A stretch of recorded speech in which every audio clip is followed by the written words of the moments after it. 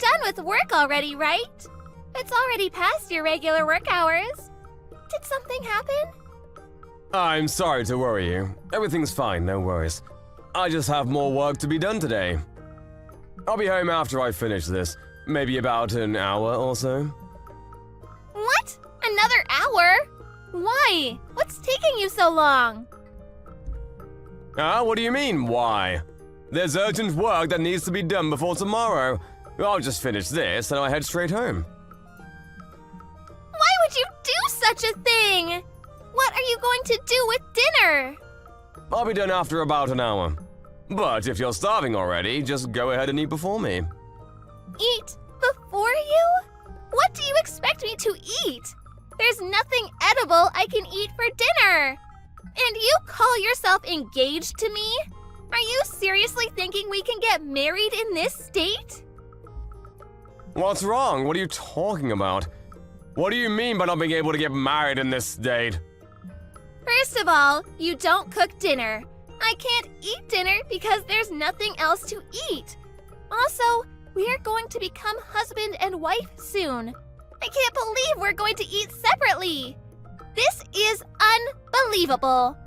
Couples don't eat separately. Families don't eat separately, too. I'm sorry about that. I'll try to go home as early as I can. I just told you that if you're starving already, you can eat ahead of me. Because I felt bad to make you wait.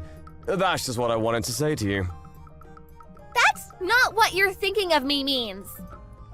What are you saying? All I want is to eat together with you. You don't understand me at all, James. You're right, Alyssa. I'm sorry about that. I mean, you know what?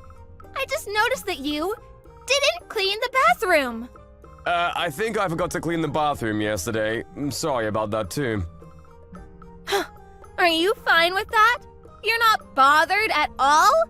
That the bathroom is not clean? You think you can become a husband with that kind of behavior? You've been slacking off ever since we got engaged. How can I expect you to be a good father to our future children? I'm sorry. I'll apologize for that, but why is it that I have to do all the chores at home? Huh? What are you complaining about? That's a given, you know. My father used to do all the chores at home. My mother was also working, so Dad did most of the chores at home. That's why you need to do the same too, James. Just like my father used to. But haven't you been helping me with household chores before we got engaged? That's right, before we got engaged. But after our engagement, we live together, so things will be different from now on. I will be managing your payroll, and you will do all the chores at home from now on. If you won't do that, I can't marry you. What? You won't marry me if I don't do all the chores? But I work too, you know. What kind of twisted thinking is that? So, are you saying that the reason why you helped with the household chores is it because we weren't living together? That's right. Now you're starting to understand me. Now that we're living together, we can see what we'll be like when we get married, right? That's why I thought that. I might want you to become aware of these things. If you're going to be my husband, you need to become aware of your role as a husband. These things I told you about are common sense. But you know what, Alyssa? We're different from your parents. We're not your parents. I think it would be better for us if we find our way of doing things. Don't you think so too? What do you mean by that? I don't get where you're going at all. There are more times when I arrive home later than you, and so I won't be able to cook dinner for us all the time. We can make it work by being more flexible with our thinking, How about the one who comes home first cooks dinner?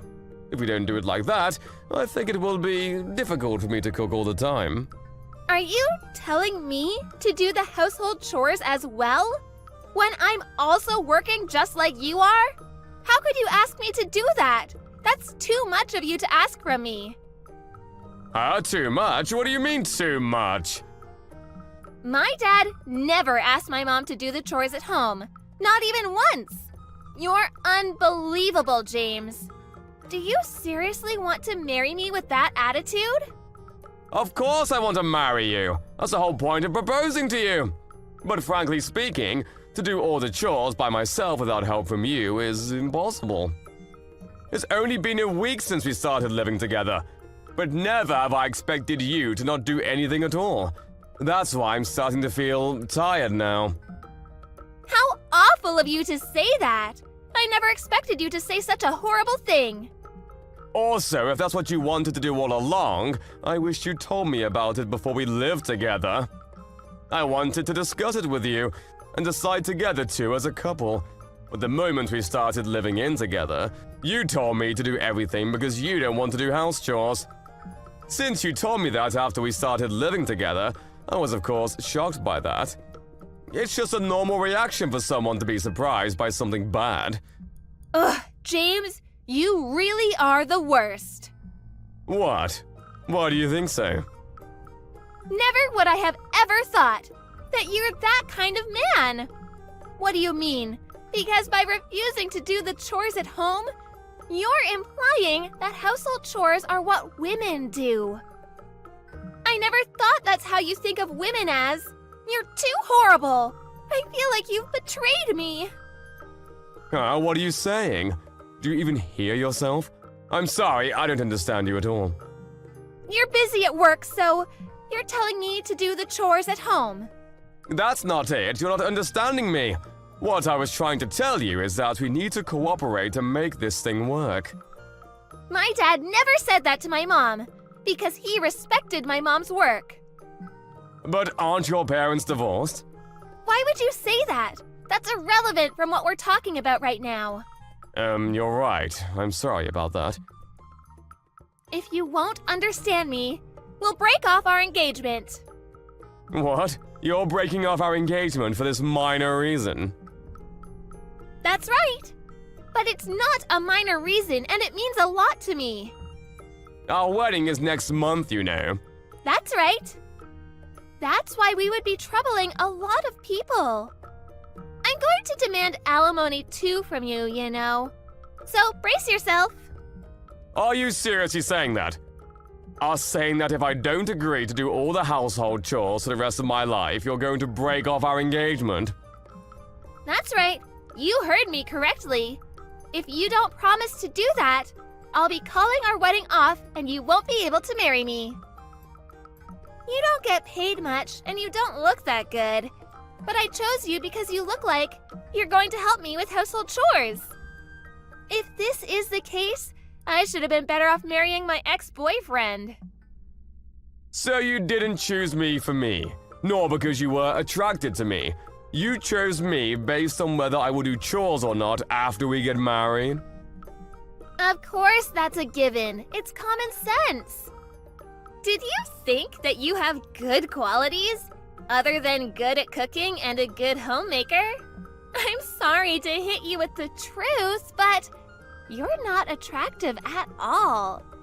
Other than those qualities I've mentioned earlier, the only reason why I agreed to marry you was because you looked like you would do the chores at home after we got married. No other reasons at all whatsoever. You really are quite frank, aren't you? That's why, if you can't do everything I said, I won't marry you. You should pay alimony and break off our engagement. Understood, just as you said. I'm glad to hear that you understand me. Come home as early as you can, okay? Of course, you should prioritize home instead of work, okay? My dad used to come home on time every night, so... No, what I meant by understood is, I understood that we will break off our engagement. Huh? What are you saying? That joke is not funny at all. That's because it's not a joke. What do you mean it's not a joke? The house is under my name, so will you please leave the house? You still have some things left in the previous house, so it's not yet being cancelled, right? Because you said that you'll leave it that way until we get married. You'll probably be able to go back to that house now, right? I don't think it's too late yet. Wait a minute. I don't follow what you're saying. What do you mean? Are you trying to kick me out? If you want to stay in our current house, you can change it to your name, because I will leave instead. But I was the one who covered all the expenses for moving in, and if you want to live there, Alyssa, then I would be glad if you would cover my expenses moving out. Because I will have to look for a different place, you know?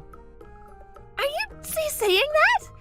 Does that mean you're going to cancel our wedding? I think that's for the best. Let me tell you frankly, I can't become like your father, Alyssa. I wanted us to search our path and live our own lives by our terms, but now that I heard the only reason why you agreed to marry me, I don't think we'll become happy even if we get married.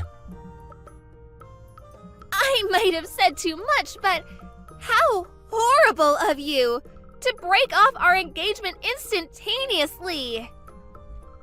You're the one who asked for it, didn't you? You forced me to choose whether to do all the chores at home despite having a full-time job, or to break off our engagement and go our separate ways. You said that earlier, remember? I love you, Alyssa. I didn't want to break up with you, but I can't do this anymore. I don't feel like we can be a couple anymore. Also, I won't pay alimony to you. It's a problem we both have. So I want you to pay for half of the cancellation fee for the wedding ceremony. What? Cancel the wedding? Are you seriously asking me to pay for the cancellation?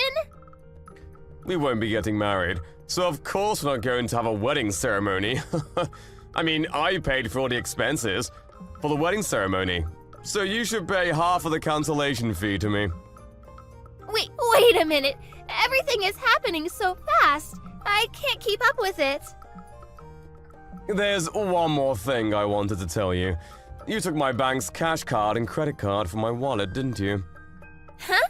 Well, I did take it, but it was only because I need to manage our finances. So I thought it's just normal to do that. Stuff like that? Don't you think it's normal to ask me first? But I didn't think of using it for my own, so... I wasn't done. Don't cut me off like that. I was out to meet a client outside the office and I couldn't make the payment, so I ended up having to go back and forth. That's why I'm working overtime. I even inconvenienced my clients thanks to your doing. I didn't know that. I can't live peacefully with someone who does things like that without asking me first. So, what do you want to do? Do you want to leave the house? Or are you going to pay for my expenses moving out and stay there yourself? I want to get married. I already told everyone that I'm getting married, and I'm thinking of resigning next month. So I was preparing for that, but...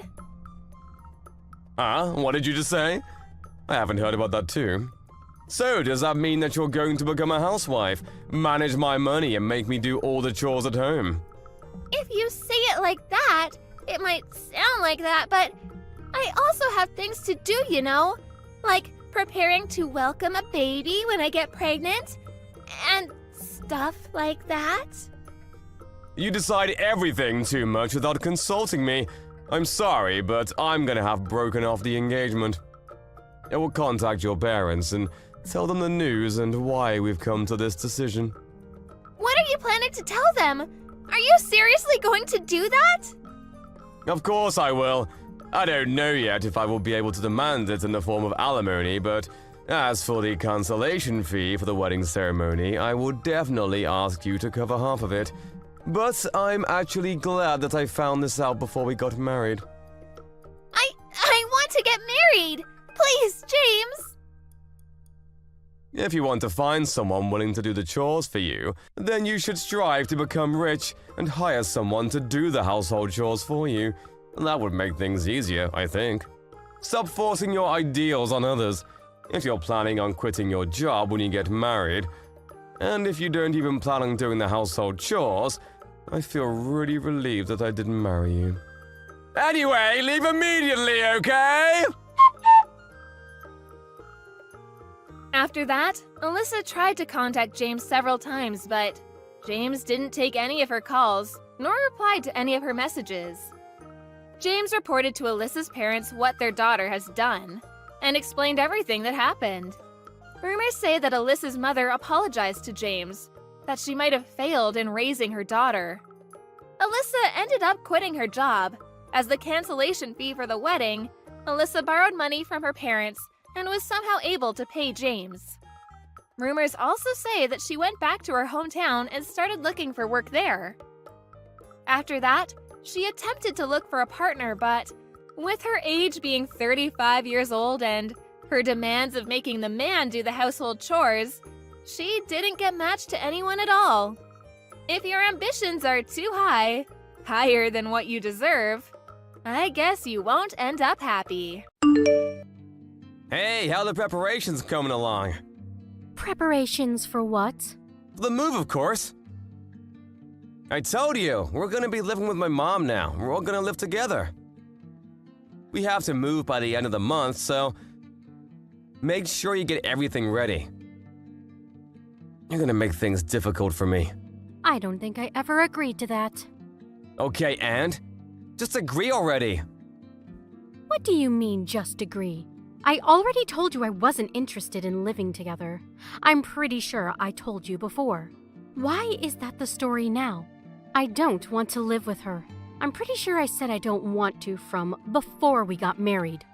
Yeah, but come on, relax a little bit. After Dad passed away, Mama's lived all alone by herself.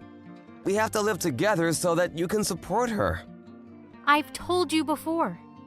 And? What do you mean, and? What are you going to do, Justin? What about work? Well, I have work. I can't go home from my workplace. I'll end up having to come and go from work, but once my job calms down, I'll put in my papers to move. I'll talk to my boss about it. So in other words, you're basically sending me off to your parents' house, right? Mom seems to be a little worried to live alone anyway, and the household chores seem to be getting to her. If you go and help her out, it'll be great. That's what you can do as my wife. You realize that I have work too, right? Why did you decide that on your own? Shut up, Jesus! That's your job as my wife! Stop complaining! Just shut up and do as you're told! Your job isn't that big of a deal anyway. You can just quit. It's not that important.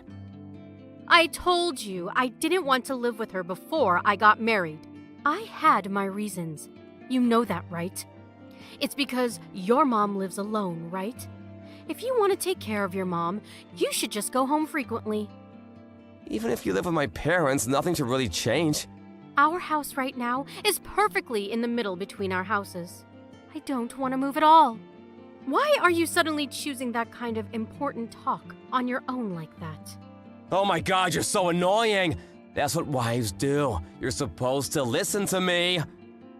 You're only allowed to do as you're told. If you can't do that and listen to me, why don't you just leave? What? If you don't like it, if you really don't want to live with Mom that badly, why don't you just leave? So in other words, you're going to ignore my opinion and to take your own opinion into consideration only, right? I didn't say that. But that is what you're saying, right? You want me to shut up. You want me to shut up and just listen to what you have to say, right? I have no right to continue working, or any right to say I don't want to live together, right? You're so annoying. Why do you keep complaining? Complaining? What do you mean?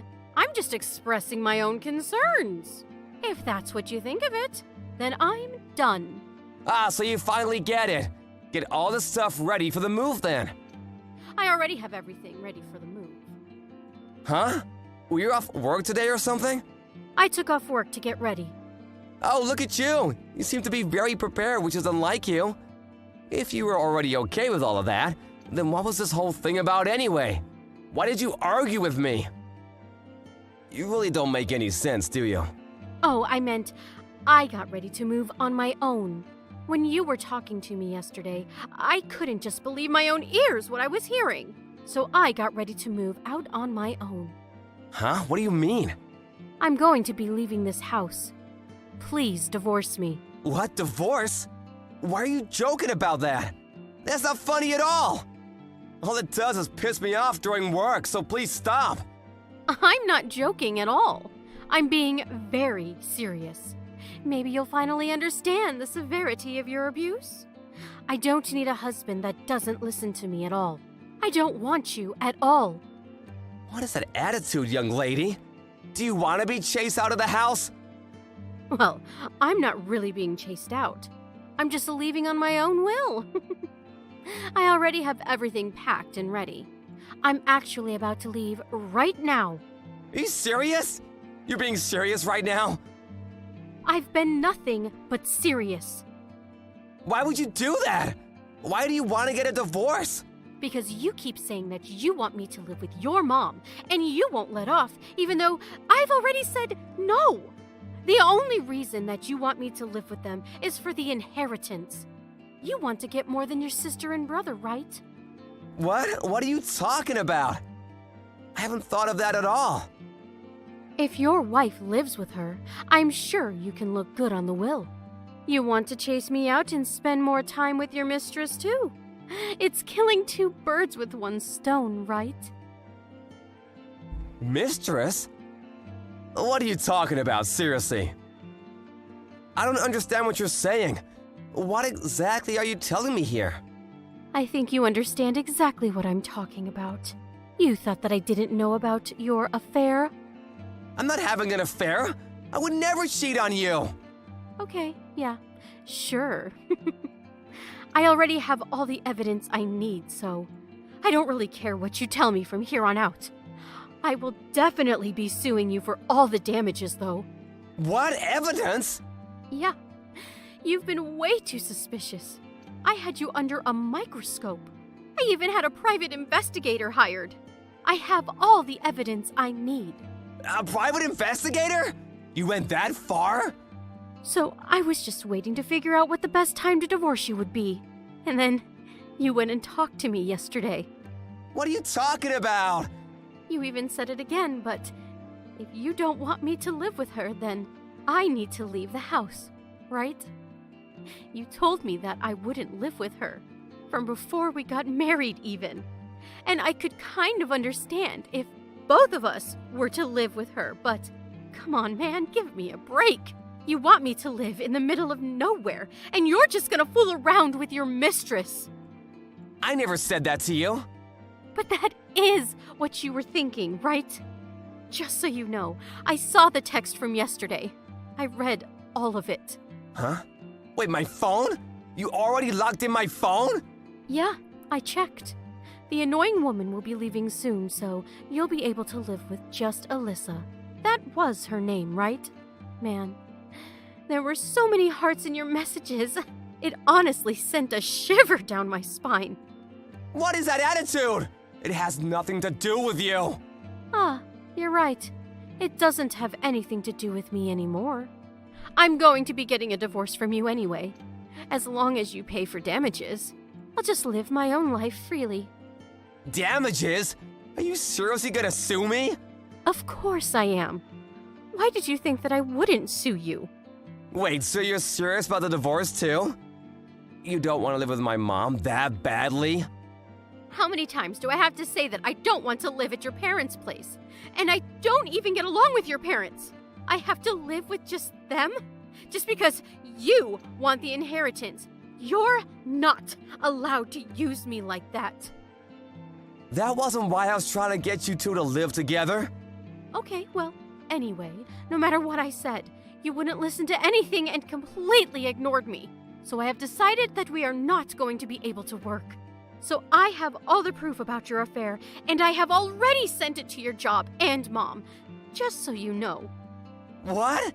You sent all of the proof to my company? And my mom? You realize that people won't trust me anymore. I mean, it's your fault. You shouldn't have done anything to lose your trust. I don't really care about what you have to say. You're really not thinking about me at all. If the office finds out about this, I won't have any standing. I don't care about people who don't care about me. So don't talk to me about caring.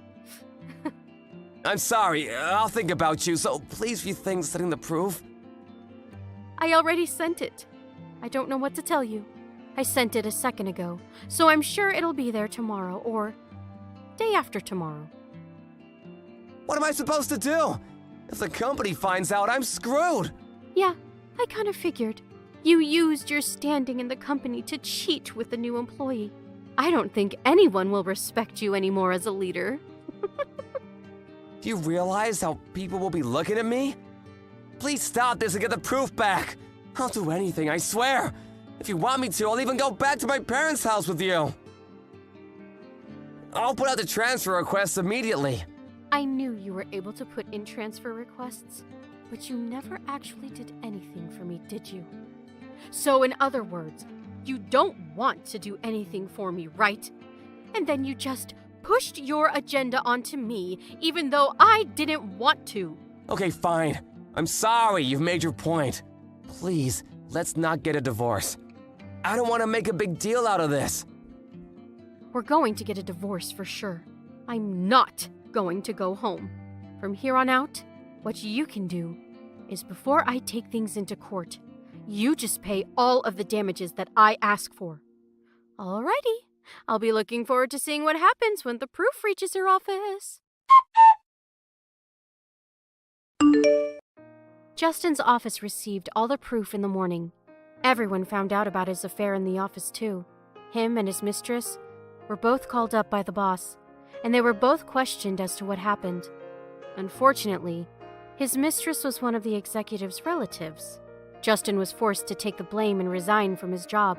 As a result, he lost his job and lost most of his savings paying off damages. And so he ended up running back to his parents' house and begged his mom to let him live with her. He has no job and went back to his parents' house, so his mom also kind of treated him like a nuisance. Don't act like you're my mother just because you're around. You were the one who moved my stuff without asking, right? This is exactly why I can't stand low-educated people like you. How can you be so dumb and still have the nerve to interfere? Ari, you can't just talk to me like that. This is out of control. You've been getting worse and worse with the way you treat me.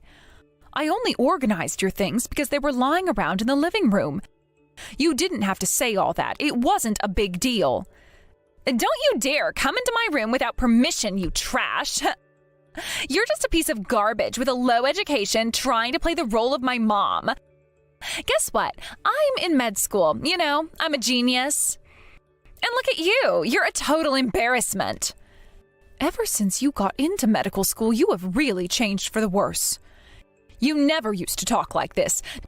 Does the fact that I didn't get a high education really bother you that much? Obviously. I'm in med school now, and you're a high school dropout. Having a mother who's uneducated is humiliating. I'd even ask Dad for a divorce, but he won't listen. He just won't go through with it. You've actually been asking him that? I had no idea. Didn't he tell you? Well, I'll make sure to tell him again. Having a high school dropout in the family of a med student? How embarrassing. I can't deal with it anymore. I don't even see you as family. You should come to terms with that too. Ari, you need to stop this. Your condescending attitude towards me is only going to come back to bite you someday. You'll regret it later, so you better watch your words. Huh? What's with that tone? I'm a med student. Do you seriously think a high school dropout like you can talk to me like that? Oh, wait. You probably don't even understand how ridiculous you sound because you're so dumb. Honestly, it's kind of pathetic. You've always been so miserable, getting looked down on and mocked by your own daughter. It's like you don't even have any human rights. I'm so glad I got my smarts from Dad and not from you. Well, I'm sure you are. Anyway, this conversation is pointless. If it bothers you so much, from now on you can clean up after yourself. I won't be doing it anymore.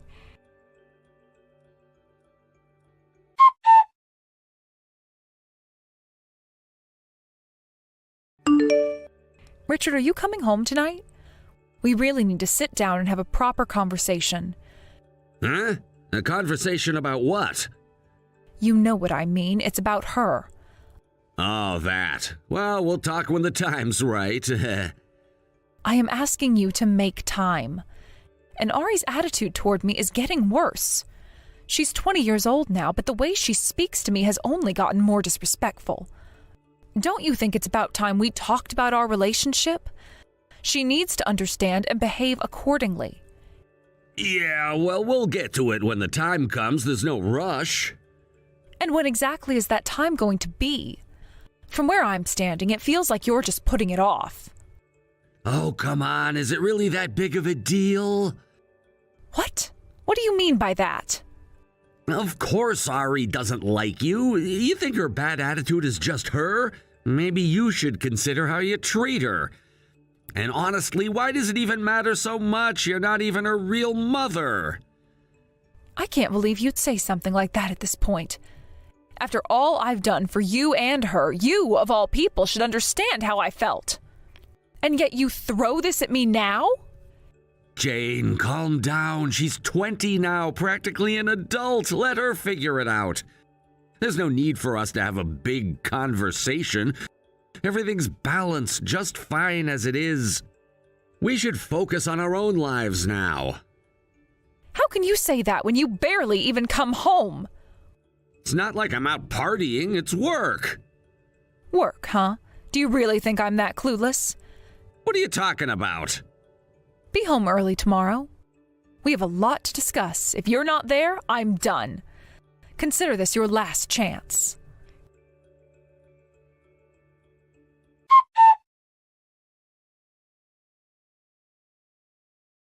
I was bored because there was no school today, so I cleaned up for you.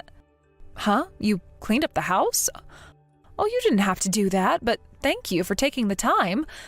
You could have used your free time to study instead. Though, of course, I appreciate it. Aren't you misunderstanding something? Misunderstanding? What do you mean? I didn't clean up the house. I cleaned up your stuff. What do you mean by that? I've decided to kick you out for real. I mean, even after I graduate from medical school, you're still going to be a burden, aren't you? I can already see that future. So I thought I'd take measures now while I still can. I don't understand what you're saying at all. What are you talking about? When I start making money, you're definitely going to leech off me, right? I can't stand that.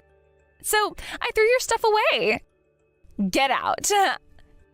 You threw away my things? To kick me out? That's right. So hurry up and leave, you low-educated woman. I'll convince Dad. Don't worry about him. You're a useless existence. Haven't you realized that by now? No one needs you. You're a middle school dropout, a piece of trash. I didn't expect you to go that far. Did you really throw away my things without my permission? Well, I sold the stuff that could be sold. Most of it I threw away. You sold and threw away my things without feeling any guilt? You always moved my stuff around without permission. What's the difference? I never threw away anything without asking. I always checked with you, didn't I? Well, that doesn't matter anymore, does it? There's no place for you in this house anymore. Get out, you disgraceful dropout hag. I'm shocked. I never thought you'd go this far. I've had enough. I can't think of you as my daughter anymore. Huh? If you've had enough, then hurry up and leave. Anyway, I am changing the locks soon, so you won't be able to get back in. You're a parasite leeching off me and Dad. It's time for you to disappear. I mean, don't you understand the difference between us? You're not fit to be my mother. It's unbelievable that someone who is a middle school dropout would try to act like the mother of someone like me, a medical student. Stop pretending to be my mother, you low-educated loser. Get out of here already. Well, I'm not your real mother anyway. What? I've had enough. I am tired of dealing with this nonsense. I think that you're old enough to understand now, so I'll be clear. Ari, you're not my real daughter. You're your father's child from his previous marriage. What the hell are you talking about? I've never heard anything like that. Of course you haven't. Your father and I never told you when you were too young to remember. Even before your biological mother left, she wasn't really around much, from what I've heard. Your father took care of you, but you were too little to remember those days, right? Now that you mention it, maybe, but that doesn't change the fact that you've been my mother all these years, does it? Don't say such ridiculous things. Oh, you've been looking down on me all this time, but now that you know I'm not your real mother, you're sad? No, I never said that. Don't get the wrong idea. If you're not my real mother, I'm thrilled. I never wanted you to act like my mother in the first place, so this is perfect. Now, will you get out of my life? I don't need you to tell me twice. I've taken care of you for over 10 years, so I did have some affection for you. But your rebellious phase, or should I say your defiance towards me, it's been going on for so long. And after pulling a stunt like this, whatever affection I had for you is gone. I was planning to divorce Richard anyway, so this is the end for me. I wasn't going to cut ties with you completely, but it seems you want that too, so I guess this is the right time. So, you're finally agreeing to the divorce? Good riddance. My real mother must be completely different from you. You're just a lowly middle school dropout. Yes, your real mother is quite different from me. Why don't you ask your father? I hear he's been seeing her again lately. Huh? Really? Why didn't anyone tell me? I would have been thrilled to know my real mom was around. Well, I'm leaving now, so why don't you invite your real mom over and live together? Go ahead. But don't forget, you still owe me for the tuition. Tuition? What are you talking about? I've been paying your tuition. Richard, as a contract worker, couldn't afford to send you to medical school. You've only been able to attend university thanks to me. And yet this is how you repay me. Repay you? You think I'm going to rely on you? You're just saying whatever comes to your mind because you've lost. Good. Now don't ever come back to this house again. I'm going to live happily with Dad and my real mom. Well, I hope that works out for you. Goodbye then. Thank you for the last 15 years, though I don't feel any gratitude.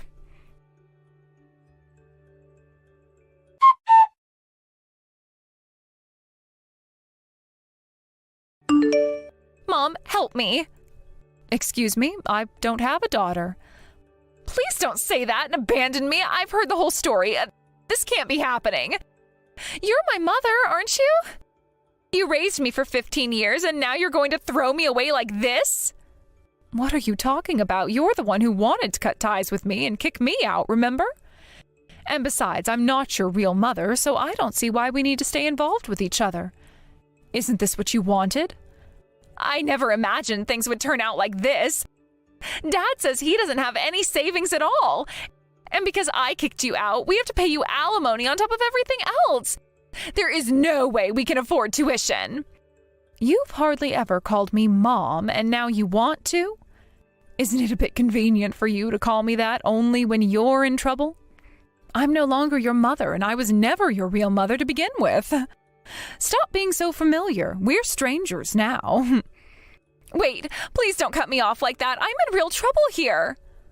You got what you wanted, didn't you? I'm gone, and your real mother is back in your life. So what do you need me for? Enjoy your reunion with her. I'm sure you'll have a lovely time. No, I haven't seen her in over 15 years, and I barely remembered her face. She sold all my precious things, my furniture and appliances. And when I told her I'm in medical school, she said I'd have to support her for the rest of her life. That's not how I thought things would turn out. You were convinced I'd mooch off you, weren't you? Now you're just being mooched off by your real mother instead. This is not what I wanted. I did this because I thought it would make Dad happy. What are you even saying now? I don't know what you were thinking, but in the end, this was your decision. Richard and I were planning to divorce anyway, but I was willing to keep supporting you, you know. I just don't feel that way anymore, and that's entirely because of you. There's no way I'm paying for anything for you again. I'll also be collecting the money I loaned for your tuition. I'm so glad I had a lawyer draft up those loan papers. Wait, you're serious? Even though you raised me as your daughter, you're really going to make me pay you back? I can understand taking money from Dad, but from me too? Are you even listening to yourself? You are 20 years old. You're old enough to take responsibility for your own actions. And you need to start doing that. Your real mother has always been irresponsible with money, and your father lost everything because of her. That's why she left him in the first place, leaving him in ruins. I met him after that, and I agreed to raise you. I even paid for your schooling. And now, after you've thrown me out of my own home, you want to come crawling back? I'm done with this conversation. Don't contact me again. Wait, no, don't hang up. I'm sorry. I'm so sorry. Please, I'll do anything. Just don't abandon me like this. I have no one else I can turn to. I think we're done here. Goodbye.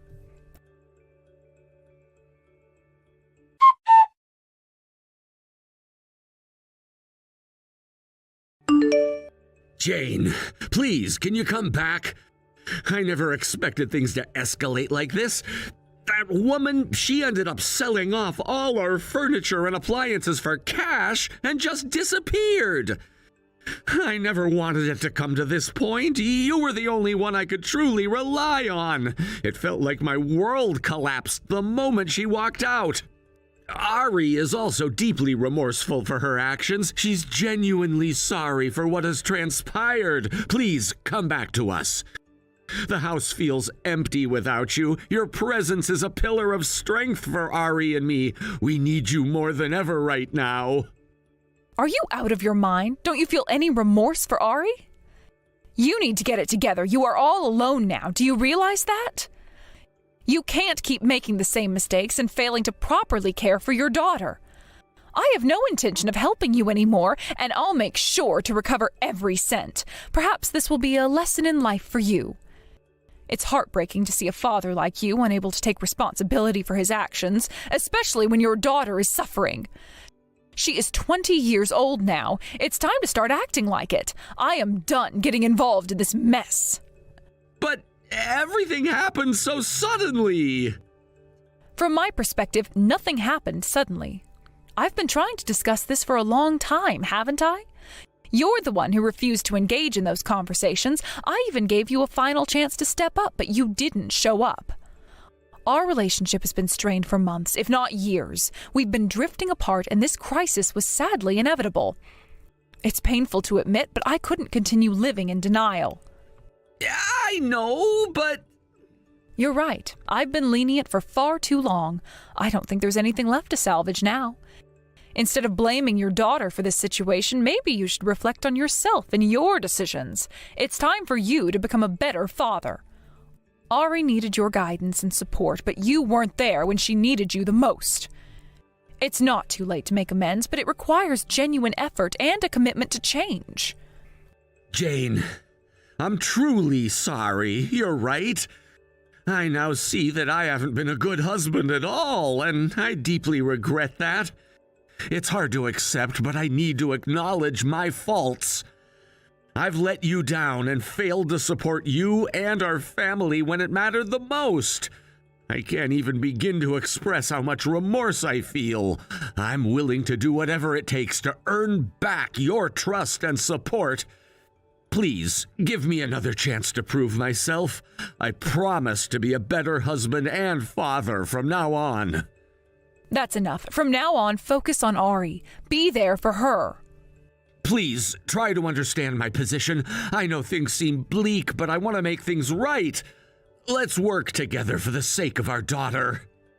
We can't let her suffer because of our mistakes. I know I'm asking for a lot, but I promise to do better. I want to be the father Ari deserves. She deserves a stable and loving environment, and I'm committed to providing that for her. Let's put aside our differences and prioritize Ari's well-being above everything else. Goodbye. I hope you can support Ari. Farewell for now. Take care. So, this is it for us then. I hope you deeply contemplate everything that has happened. I wish you the best, and I genuinely hope you find a way to set things right. I'll always cherish the good times we shared, but now I must prioritize my daughter's well-being. I hope you can understand that. Take care of yourself, Jane. I hope you find peace and happiness in your life. Farewell for now, and perhaps someday we'll find a way to reconcile and move forward together.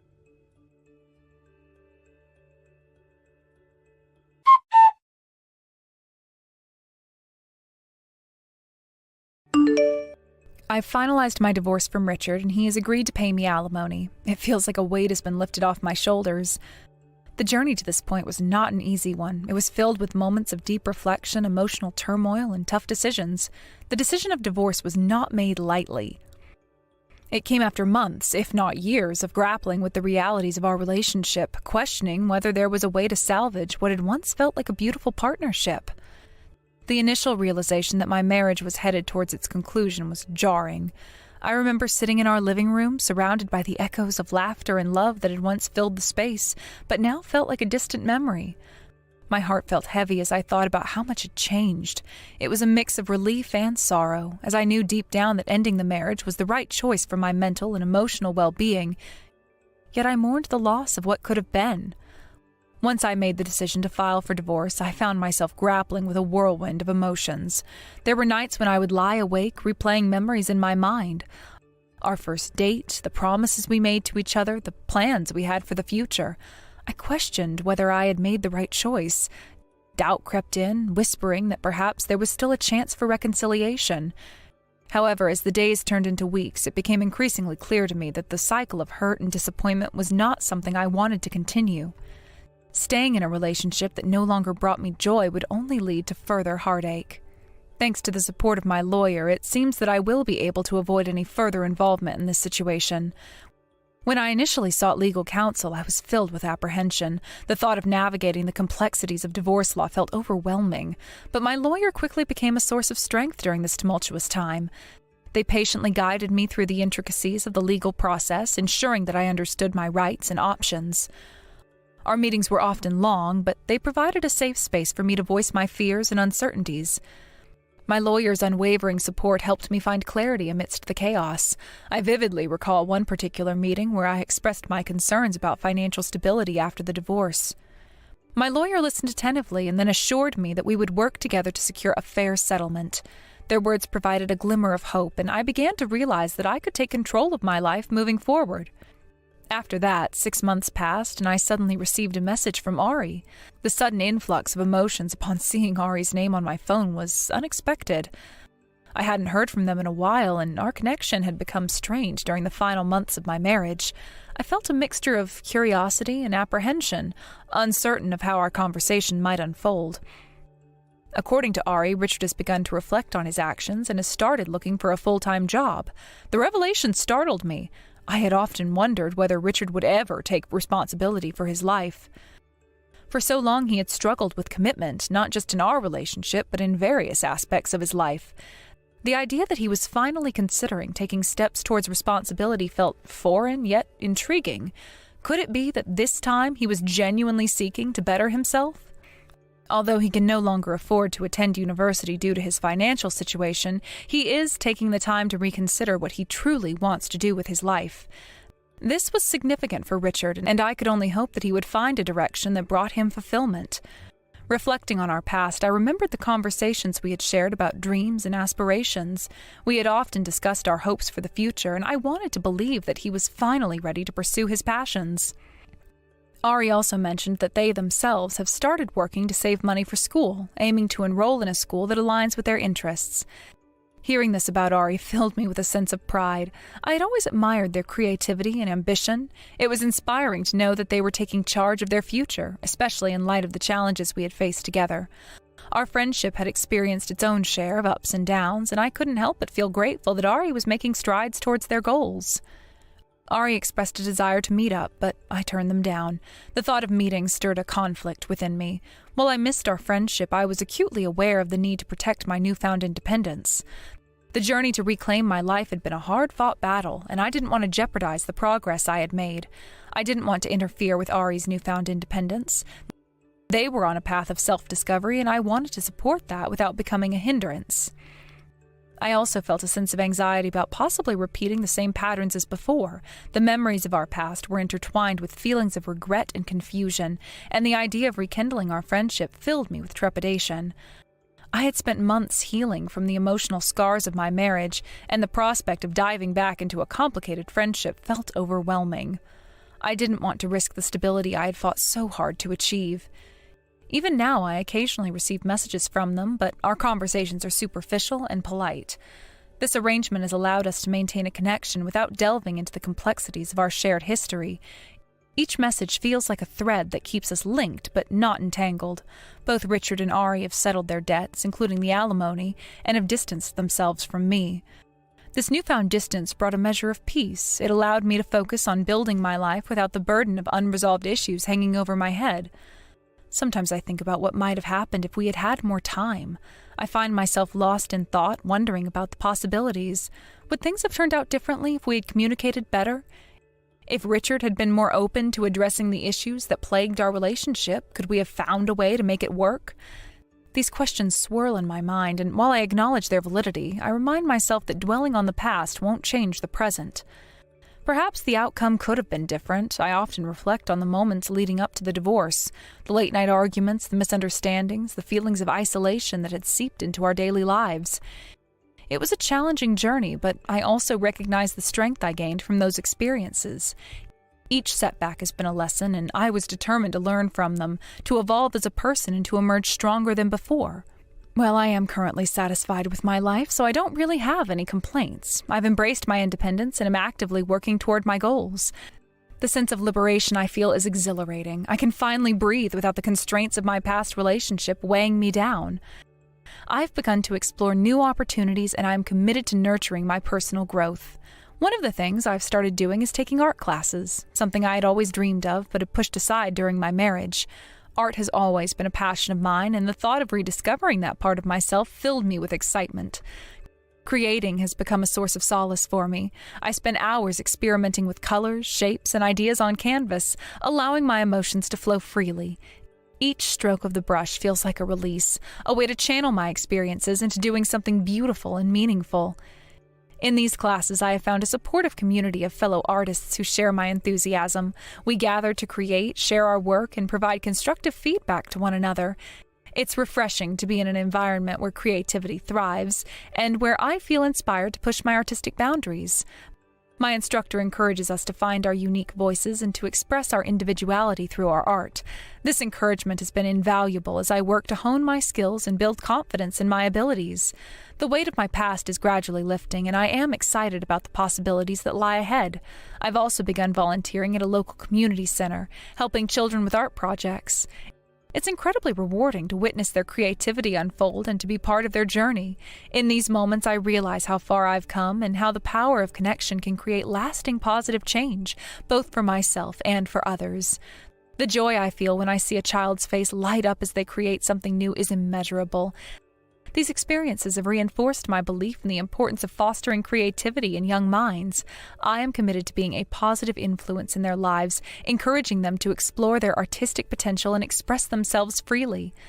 As I immerse myself in these new experiences, I also find myself reflecting on the lessons I've learned from my past. The journey of healing is ongoing, and I understand that it is normal to experience ups and downs. There are days when I feel strong and empowered, and then there are moments when I am reminded of the pain I endured. However, I have learned to embrace these feelings, acknowledging that they are a part of my growth. While I continue to navigate this chapter of my life, I am hopeful for the future. I recognize that healing takes time and am committed to taking the necessary steps to create fulfilling and meaningful life. My journey is just beginning, and I am eager to see where it leads me. I know that there will be challenges ahead, but I am ready to face them head on. Reflecting on my past relationships and the lessons I've learned, I've also started journaling. Writing has become a therapeutic outlet for me, a way to process my thoughts and emotions in a constructive manner. Each entry serves as a snapshot of my experiences, my growth, and my evolving identity. Through writing, I found clarity and understanding, and it has empowered me to embrace my story without shame or regret. As I look forward, I have set goals for myself, both personal and professional. I am determined to pursue my passions wholeheartedly. The freedom I've gained from my divorce has ignited a fire within me, pushing me to strive for a life that reflects my values and aspirations. I have dreams of starting my own art studio, a place where creativity flourishes and people can come together to explore their artistic potential. This vision fills me with excitement and motivates me to work diligently toward making it a reality. In my moments of solitude, I find solace in nature. Long walks in the park allow me to connect with the world around me and to appreciate the beauty and simplicity. Each rustling leaf, each gentle breeze serves as a reminder of the impermanence of life and the importance of cherishing each moment. I've started practicing mindfulness, focusing on the present rather than dwelling on the past or worrying about the future. This practice has helped me cultivate a sense of peace and gratitude. I also reconnected with old friends who had faded from my life during my marriage. Rebuilding these friendships has been incredibly rewarding, allowing me to create a support system that uplifts and encourages me. It's refreshing to be surrounded by people who genuinely care for my well-being and share in my journey of self-discovery. Each gathering, each conversation reminds me of the joy that comes from meaningful connections. Each day feels like a new beginning, a chance to redefine who I am. I've learned to embrace the uncertainty of life, knowing that growth often stems from discomfort. As I navigate this path, I find strength in vulnerability, understanding that opening myself up to new experiences can lead to profound personal transformation. While I may not have all the answers, I am learning to trust in the process and to believe in myself. Life is a tapestry woven with countless threads, each representing a different experience, a lesson learned, or a connection made. As I embrace my new chapter, I am excited to see how these threads intertwine, creating a vibrant and meaningful narrative. In conclusion, I am grateful for the journey that has brought me here, the struggles, the heartaches, and the moments of joy that have all played a role in shaping who I am today. I look forward to the adventures that lie ahead, ready to embrace whatever comes my way with open arms. This is just the beginning of a new chapter, and I am eager to write my story, one filled with resilience, hope, and the promise of a brighter future. As I continue on this journey, I know that there will be moments of doubt and uncertainty. Life can be unpredictable, and there may be challenges that I cannot foresee. However, I have faith in my ability to adapt and overcome obstacles. Each step I take, no matter how small, brings me closer to my goals. I have begun to set aside time for self-care, recognizing the importance of nurturing my mental and emotional well-being. Whether it's curling up with a good book, enjoying a warm bath, or practicing yoga, I prioritize activities that bring me joy and tranquility. This commitment to self-care has been instrumental in maintaining my balance and grounding me during turbulent times. I also find joy in exploring new hobbies. In addition to painting, I've taken up gardening. There's something incredibly fulfilling about nurturing plants and watching them flourish. It serves as a beautiful metaphor for my own journey of growth and renewal. Each seed I plant represents the hope for new beginnings, and with care and attention, I witness the transformation as they bloom. I often find myself reflecting on the lessons I've learned throughout my experiences. The divorce, while painful, has ultimately led me to a place of self-discovery. I've learned the importance of boundaries, valuing my own needs, and prioritizing my happiness. These insights have become guiding principles as I navigate my new life. As I forge ahead, I remain open to the possibility of new relationships. While I'm not actively seeking a romantic partner, I am learning to embrace the idea that love can manifest in various forms. I value the friendships I've cultivated and am excited about the potential for deeper connections. I understand that love does not have to be confined to traditional norms. It can be found in the camaraderie of friends, the bonds with family, and even in the connections I build within my artistic community. In the meantime, I focus on my personal growth and the pursuit of my passions. Each day presents an opportunity to learn something new, to challenge myself, and to expand my horizons. I set small, achievable goals that keep me motivated and excited about the future. Whether it's completing a painting, mastering a new technique, or reaching out to someone new, I take pride in each accomplishment. Hey, Larry, aren't you a bit late coming home today? This couldn't possibly mean you're out with another woman right now, right? Huh? That's not it. I told you a while back that today I'd have long meetings after work and wouldn't be able to come home until afterwards. I don't ever remember you saying that, though. No, I did tell you though, because you said to me that you'd be fine with me being late tonight. This is an important meeting about what'll happen with the company after the merger and my job here. Then what? Is this you trying to call me a liar or something then? I'm not saying that you're a liar though, but I did tell you last week. I texted you about all of this. I even have the messages I sent to you right here. If you'll take a look for yourself, you'll see. It was last Saturday when I told you all of this at like 1 in the afternoon. Ugh, you're getting real annoying. I don't care, I just want you home. I don't sit here all day doing nothing but chores and such for you to never be home when you should be. I don't remember you ever really doing any chores though, Pam. When will you be back by? If you can't make it home inside 30 minutes, we're getting divorced. Wait, but the meeting is only just getting started. There's no way that I can get home in 30 minutes, Pam. This meeting is going to take at least an hour and a half. What? You should be able to make it home from your office in that short of time. What is going on with you right now? Listen, Larry, tell your boss and everyone that your wife wants you home right now and they'll all have to listen. If you can't make that happen, I'm going to assume you're with another woman. You don't want your wife assuming that of you, right? I can't. They know that you're not pregnant or anything, so I can't use that as an excuse, but I'm telling you that today is a very important meeting. If I leave this meeting before it even begins, then my higher-ups are gonna stop relying on me. I promise that I'll be home right when this meeting is over, so please forgive me. There are times when you never come back home some nights, right? You'll even go out while I'm in the shower and never tell me a thing. Is that so? You seem to care more about the girl you're sleeping with than your own wife. I guess she must be better in bed than me, huh? Well, whatever. You really are such a rotten man. I think a liar like you is going to burn in hell when we're done here. Actually, I'll make sure of it. But I'm serious when I say that I'm not cheating on you. Yeah, do whatever you'd like. But before you get too far with her, can we get a divorce? I'd at least like the peace of mind knowing my husband isn't sleeping with another woman. What? Why do you keep making all these comments? Because I don't want to keep living with a lying husband is why. I'm going to tell my dad about this, and once we're through, I'll make sure to get a settlement from you as well. I'd get myself prepared for that if I were you. Hey, calm down a little, okay? I'm seriously in a meeting right now. If you really don't trust me, you can call the office and ask them if I'm here or not. I'm sure you've already told all your coworkers to say something like that to me while you're cheating. I can't believe this. Hey, just hold on. If you'd really like me to forgive you for this, then I want you to get me that wristwatch I've been looking at for a while. Huh? But that thing costs $3,000, right? That's about the same amount that I'm making in a month. And recently, you've bought some really expensive perfume, so I really can't afford that watch. I see.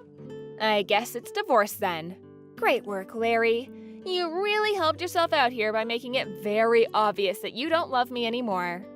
I'll make sure to head to the city office first thing tomorrow morning to hand in the papers. And then, you can run along and enjoy what comes after. Oh my gosh, Pam, please just listen to me. If you don't want me to leave you, get home now.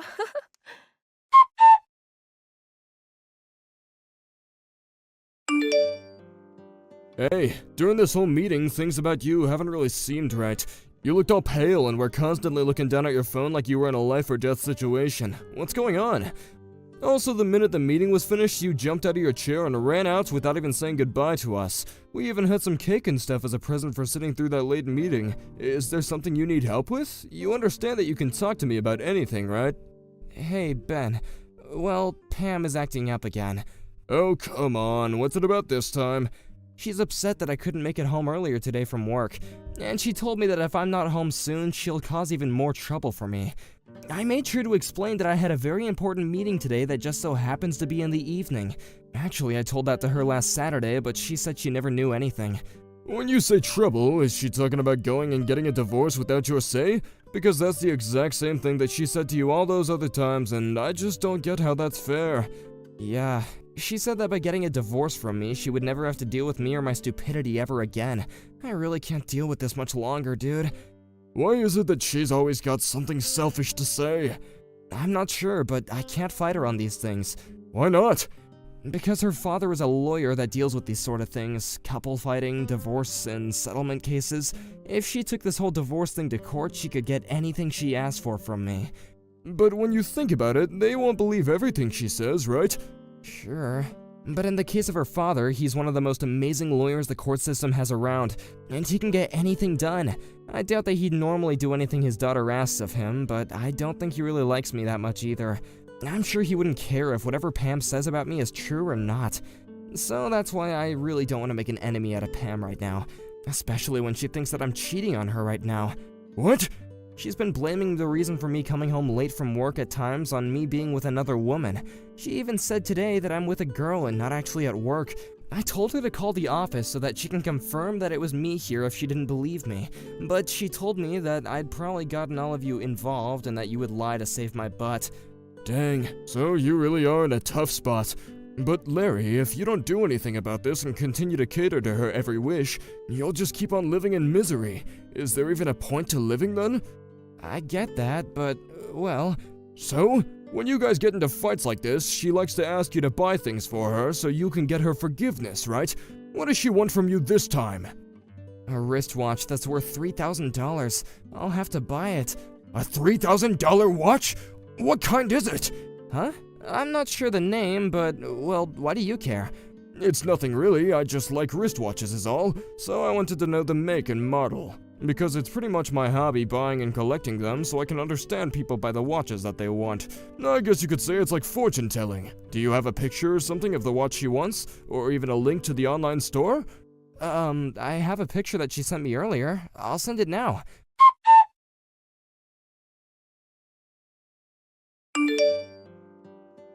What? This is the watch that she wants from you? But this model is really meant for men to wear. Wait, really? I know that there's a lot of people that don't really mind what gender things are made for anymore, though. But the size of this thing will be way too big for her wrists, I think. Right. Well, then maybe she's just thinking of reselling it once she has it on her hands? Reselling it, huh? By the way, what was the perfume you bought for her called? The one that you gave her the last time something like this happened. I'll send you a picture of it now. Do you know a lot about perfumes as well? Yeah, I'm the kind of guy that likes fashion and accessories. I see. Now that I think about it, she also had me buy a necktie for her. I'll send you a picture of that as well. What? A necktie? Hold on, Larry, I think I know what's going on here. I can see that this is something completely different. I don't even need to see the pictures now. Huh? What's going on then? Come on, man. You should have known the moment she asked you for a dang necktie. No matter how you think of it, she has another man. Who do you think wears neckties normally?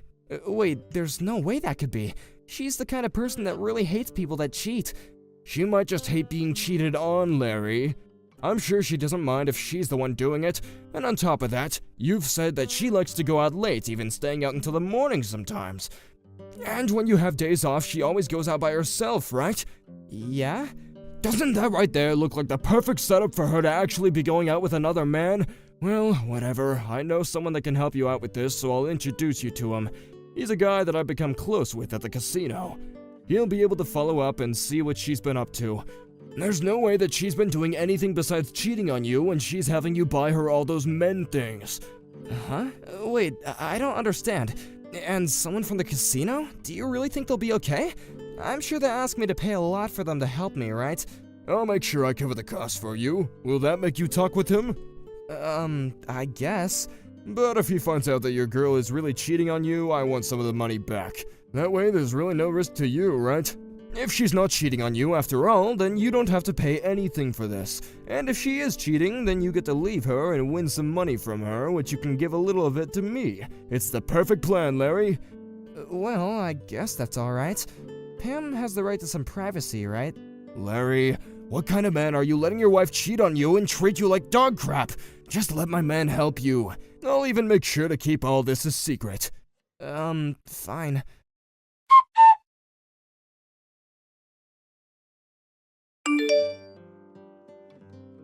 Hey, Larry! What do you think you're doing going out by yourself on a Sunday? Do you just plan to leave your wife at home and go? I can see you're not even thinking right now. It's been so long since we've been able to have a day together and you've just thrown all that out the window. Wait, but aren't you always leaving me home to go out on your own? You even have instances where you're gone all day and night for even 2 days. Hold on, you weren't even home when I left this morning. I just got back, and when I walked around the house, you weren't here. Huh? Don't tell me you're the kind of man that likes to keep his wife restrained at home. You're the worst, Larry. I guess I have nothing better to do now than going back out for the day. Wait, no, that's not what I meant. And don't leave the house again. Sure. You want me to get all pissed off again, don't you? Then, while you're out today, I'd like you to bring me back that $3,000 watch I've been asking you for, okay? Okay? I told you that you need to give me the watch in order for me to forgive you, right? No, I told you that I can't afford it right now. Don't you want to buy your wife the things she wants from you?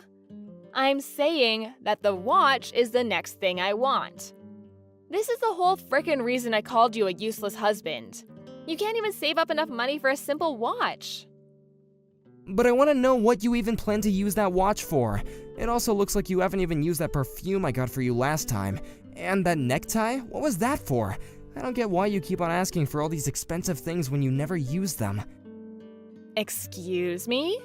Are you trying to talk back to me now? Oh, this is not ending well for you. This isn't me talking back to you. I'm just asking some simple questions, that's all. I'm over this. If this is what you want to try to do, then we're through. Again with this. All right, I handed in the paperwork. I had to hand in the divorce paperwork to the city office since you didn't stop talking back to me. If you don't hurry up and try to stop it, we're going to end up divorced, Larry. You wouldn't want that now, would you? Then I guess you're my ex now. What?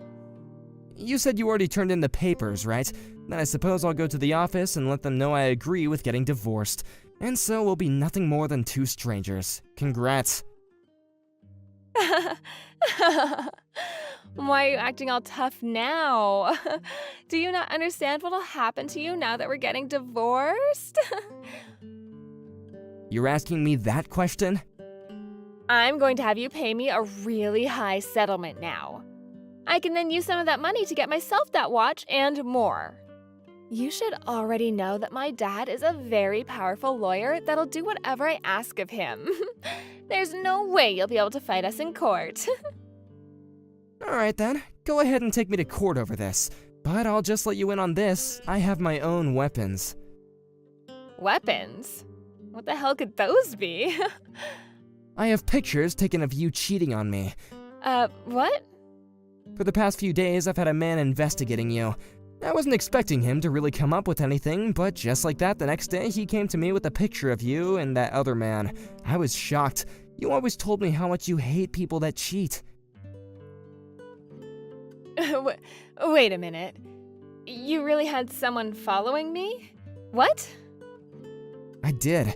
If you'd like, I can show you these pictures, and actually, I already have a lawyer with me, and he's working on preparing things for the court case. Actually, today I have to go back to his office to work out some more things. Huh? You're joking. You, Larry, you started to doubt me? Well, after getting some help from a few people, my eyes have finally been opened. Seeing the photos of you holding that man and going around with him really hurt. And now thinking back to how much I trusted everything that you said to me, I feel embarrassed. I see. You really want to start a fight with me now. But you'll regret this because my dad really is a powerful man. He'll even find a way to say that those pictures are all photoshopped. I'm sorry, but I've already talked with your dad. Huh? I've sent him all these pictures already. I'm not sure whether or not he questions them being real or not, but he trusted me. Lies. My dad has already seen them? Well, this is evidence I need to fight you, so I'd rethink trying to fight back at me. What is all of this? Are you frickin' kidding me? You should have talked to me first before talking with my family about me. You can't say anything when you haven't even been home the past 2 days to talk with me. Well, anyway, from now on, the two of us are no more, right? Wait, Larry, can't we meet up and talk about all of this in person? I can tell that the two of us are pretty worked up right now. So, once we've cooled off a bit, we should discuss all of this. Do I look like I'm worked up right now? I just want to talk this through in person. Then we can see if we really want to get divorced or not, right? Have you forgotten already? You turned in the paperwork and told them that we were through. What point is there to us meeting and talking now? Ah.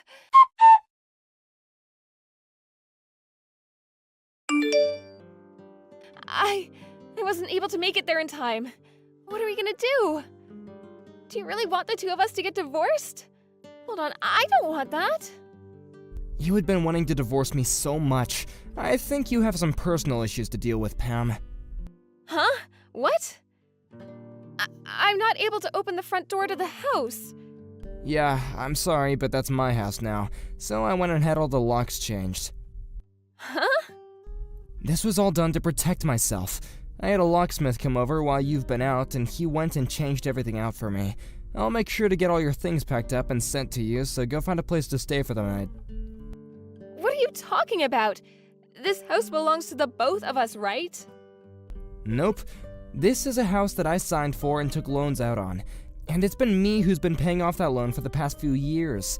When you handed in those divorce papers, you were giving up your right to live in that house. You can ask your dad about this and he'll tell you the same thing. But you're being a total prick by having me thrown out of the house already. Do you not have a heart? We were married to each other. There will be some properties separated between us, so I'll make sure to give you those things when they're decided on. But along with that, I'm also getting a settlement from you, so you'd better start saving up for that. What? But come on. If this is what you plan to do, I'll just go live with Matt then. He'll kindly pay the settlement for me. Wait, huh? What's wrong, Pam? He's gone and blocked me. What did you do to him? Did you really think that a man like Matt was in love with you? Huh? The man that helped me find someone to investigate you is my coworker, Ben. Well, Ben later told me that he knows a man named Matt. He said that he used to go to the casino with him a lot, but was one day kicked out. He would go around taking other people's money from them and would try and cheat at some of the games there. Huh? Casino? He got kicked out?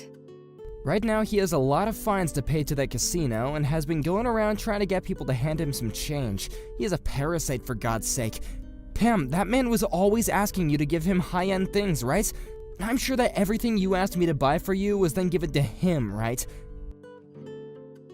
This whole thing about Matt, is it true? It is. You said it yourself that he's blocked you now, right? That must mean that he used you as much as he could. Oh, then that means I'm screwed. I never once thought that this would turn out this way. So now you can see that no matter what you try and do, you're still stuck, right? You'll have to just live with the fact that you really messed up and will have to go to court. No, there's no reason for me to go to court. I'm telling you that I'm now starting to see what was wrong with me. I'm so sorry for hurting you so much. Can't you just give me one more chance, please? No matter how many chances I give, you always seem to go back to being the person you are now. I think that a selfish, lying girl like you is going to end up in hell.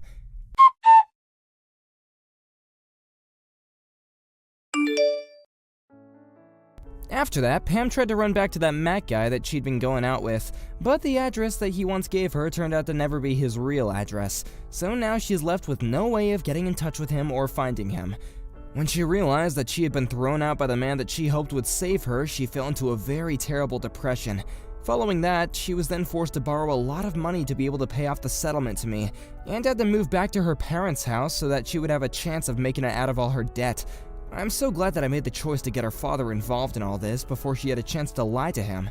After a couple more months had passed, that Matt guy and another one of his friends ended up getting caught by the police and were taken into custody for avoiding all their fines. At this moment, he's now stuck in jail waiting for his court hearing and will most likely not be getting out of the system anytime soon. As for me, being away from Pam has really given me a lot of happiness back, and my life at work has also gotten a lot less stressful. The merger that I had to stay in that meeting for also took place, and I was very lucky to learn that in the merger I'd be getting a better pay and a new title. I've also started taking Ben out for lunches now to pay him back for his help, but I will never be able to thank him enough for helping me start all of this. And one more thing, I still feel like I'm too young to let a divorce like this ruin me relationship-wise, so starting next month I'm going to get myself back out there and start looking for a woman way more understanding and open than someone like Pam. Wish me luck. There's something I'd like to discuss with you regarding the new house you built for us. Oh? What's this all about so suddenly? Well, you see, it turns out that only my husband, mother-in-law, and I will be living in that house. Wait, what are you talking about? So my husband and I have decided that you won't be living there. You need to find another place to live. Wait, what? That house was built with my money. Why on earth can't I live there? It's your mother's wishes. My mother's wishes? What are you talking about? You know the house was built to accommodate your mother's wheelchair, right? Yes, that's right. Well, your mother has made it clear that she doesn't want to live with you. She said she absolutely doesn't want you to be the one taking care of her. She said that? It seems like you two haven't been on the best of terms for a while now. I mean, our personalities have clashed since I was young, but... Well, apparently your mother has been tolerating it for a long time. But now, as she approaches her later years, she just wants to live peacefully and freely. So she's decided that she doesn't want to live with you anymore. Imagine being disliked that much by your own mother. Wait, my mother said that? She told you this? Yes, she did. You could ask her directly if you'd like. I think I'll pass. I have a feeling I know what she'd say. Great! So it's decided that my husband, mother-in-law, and I will be living in the new house. But I paid for that house with my money. I have every right to live there too. Didn't you use your father's inheritance to build that house? So technically, it belongs to the family, and my husband and I, as the real family, will live there. There's no problem with that. Besides, your father's probably happy in the afterlife now that the one he disliked is no longer in the house. My father wouldn't have... He wouldn't say that. What does my brother say about all of this? Oh, he's thrilled. After all, who on earth would want to live with someone like you? It's no wonder you're still single at 30. That's not true, is it? Absolutely. So you better start looking for a new place soon, don't you think? We've given you a month's notice, which is more than fair, right? Yeah, I guess I can find another house. Good. Also, from now on, please don't come near our new home. I wouldn't want you ruining our happy family life, my loving husband, mother-in-law, and I. We deserve some peace. I see. Oh, I can't wait to start our new life in that beautiful new house.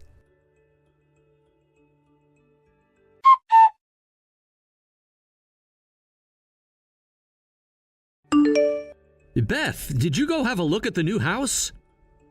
No, not yet. I visited a few times while it was still under construction, but it's not quite finished. Wow, I'm still shocked that you're really building a house. Really? Why so surprised? Well, I mean, you built it for Mom, right? Yeah, so? Come on, you and Mom haven't exactly been best friends. You two have had a rocky relationship for as long as I can remember. That's true, but I promised Dad. It was one of the last things he asked me to do before he passed away. He made me swear I'd take care of Mom. Dad really put that on you? Even though he knew how hard things were between you and her? He did, yeah. I think he just didn't want her to be left alone. He asked me to make sure she was comfortable, especially since she's in a wheelchair now. I don't know how you do it. I mean, I know you love Dad, but caring for Mom all these years, and now you're building a house just for her? That's a huge responsibility. I know it seems like a lot, but Dad was everything to me. If this was what he needed for peace of mind, I'm happy to do it. You even took a job where you could work from home so you could be around for her. That's a lot to take on. You don't think you deserve a break? I've thought about it, but being here for her is something I'm okay with. I knew it would make caregiving easier. I still feel bad about it, though. I should have done more. You've been carrying this all by yourself. don't feel guilty. You've had your own life to take care of. And now, with your job and marriage, you have new responsibilities. I never expected you to carry this burden. But that's just it. I should have stepped up. I just feel like I've let you down all these years. You haven't let me down at all. Really, I don't mind. Besides, we're family. We help each other out. I'm just saying, now that I've got things more settled with my life, I want to make sure I start giving back to you. You've sacrificed so much. That's sweet of you to say, but don't worry, I'll be fine. I know, but still, it feels strange thinking about living together again. I haven't lived with you since high school, and that was, almost 10 years ago? It does feel strange, doesn't it? A decade is a long time. Yeah, it is. But it'll be nice, right? All of us under one roof again, just like old times. Actually, that's what I wanted to talk to you about. What do you mean? Well, I've been looking at apartments. Wait, what? Why? Isn't the new house for you, Mom, and me? Yeah, but it looks like I won't be moving in with you all. What are you talking about? You built that house. It's yours. Why wouldn't you move in? Maddie suggested it might be better if I found my own place. My wife, Maddie, said that? Why? It's complicated. She feels that it might just be better if just you, her, and Mom lived there. That doesn't make any sense. You built the house for Mom. You're supposed to live there too. Yeah, that's what I thought at first, but Maddie brought up some things that made me reconsider. What things? What did she say? Well, she pointed out that maybe Mom would be happier living with just you two, that maybe my presence would complicate things. Complicate things? How? You've been taking care of Mom for years. I know, but Maddie thinks Mom might be more comfortable without me around. I guess it's more about giving Mom space. She doesn't want her feeling crowded. That sounds like Maddie's trying to push you out of the picture. Are you sure that's what Mom wants? Honestly, I don't know. I haven't talked to Mom about it yet, but I trust Maddie wouldn't suggest something like this if she didn't think it was for the best.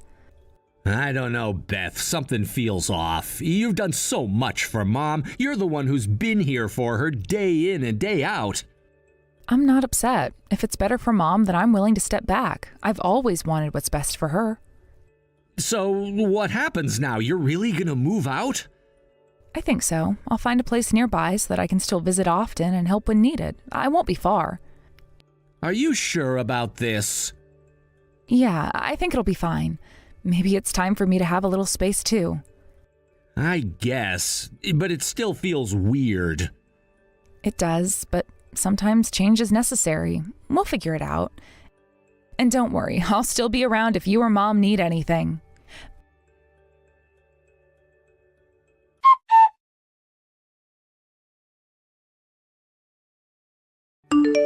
Beth, could you leave the key to the new house in the mailbox? I'll pick it up on moving day. Hey, are you really sure I can't live there with you all? I spent so much money building that house, and now I don't have any money left for a move. No, sister-in-law, we've already been over this. We agreed, didn't we? You're moving out. Actually, I don't recall making such a promise. Oh, stop it already. For once in your life, try considering how your parents must have felt. My parents' feelings? What do you mean? Can you imagine how much it must have pained them to raise a daughter they didn't even like? This is your one and only chance to do something for them. The least you can do is accept our request without causing a scene. I see. Well, I've already done a lot. I built the house, cared for Mom, and tried my best to be a responsible family member. Even though Mom and I never got along, I always considered her family. It looks like that was all just in your head. But I accepted you too, you know. As my brother's wife, I thought of you as part of the family. I welcomed you as someone important to him. Why are you treating me like this? You're supposed to be close to Mom, right? Can't you at least try to convince her to let me stay? Are you serious? Of course not. Why would I do something like that? My share would get smaller. Wait, your share? What are you talking about? I'm talking about the inheritance, of course, and my husband's earnings. What does that have to do with anything? I'm saying that I don't want to share any of that money with you. It's all mine. But the inheritance was already divided between me and my brother. I'm not going after your husband's money. Oh, please. You and your little remote job, you're not making enough to even get by. I'm not risking anything when it comes to my husband's income and our future. That's ridiculous. The inheritance was settled a long time ago, and I don't care about his earnings. Yeah, right. Like I'd believe that. You work from home, and let's face it, that's hardly a real income. All the wealth and earnings belong to me. The only reason I even married your brother was because he was an elite with a fat paycheck. I see. So that's all this was to you? Just money? Of course. What else is there? I've heard enough. Now, I understand what this is all about.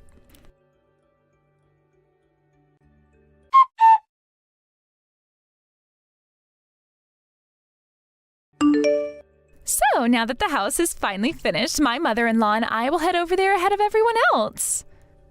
Oh, really? Well, how thoughtful of you to go out of your way like that. I truly appreciate everything you've done for us. You went so far as to build this house just for us.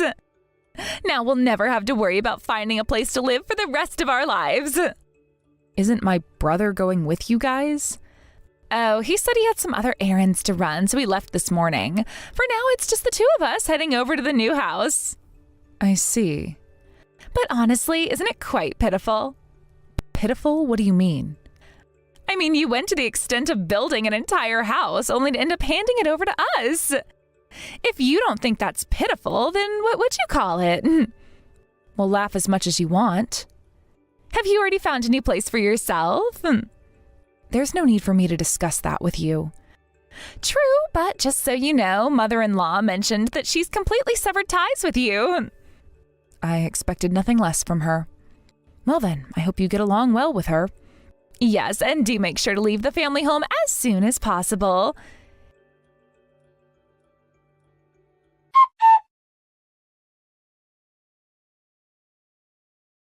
Hey, what's going on over here? Oh, I see you're contacting me again, despite our arrangement to sever ties. Of course I'm reaching out. Where is the key? I need it to get into the house. The key? What key are you referring to? The key to your house you bought for your mom. I specifically asked you to leave it in the mailbox so that I could pick it up on moving day. Oh, right. I remember you mentioned that. I thought you were joking, so I didn't take it seriously. What? Are you out of your mind? No, I'm completely sane. How can you be so nonchalant about this? Well, the house was purchased by me, so why should I be the one not living there while you and your family are moving in? It just doesn't make sense. I understand that my mother doesn't want to live with me, but why should I be forced out of a house that I paid for with my own money? From a logical standpoint, that really doesn't make any sense, does it? I thought you would at least make arrangements to find yourselves a new apartment.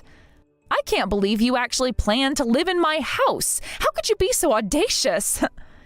So, what now? Are we supposed to end up with no place to live? It looks like that might happen if you don't do something about it right away.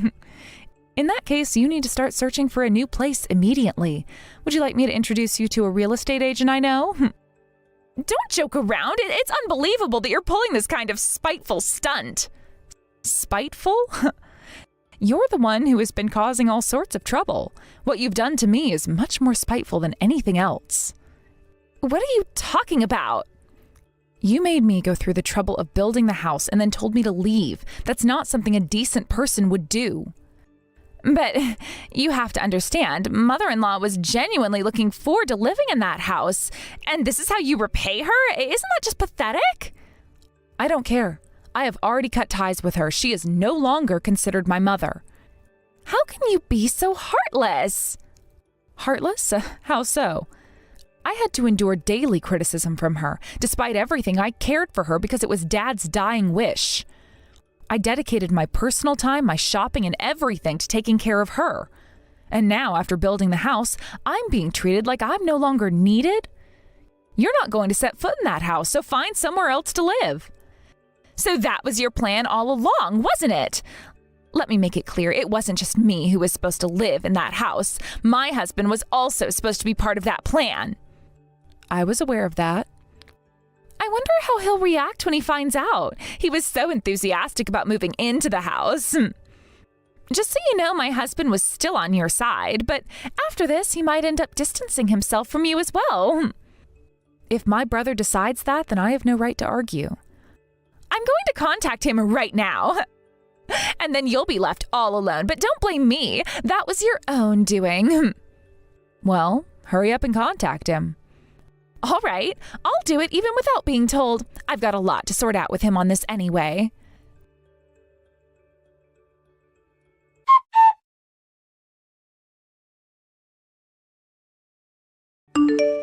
Mitch, we've got a problem.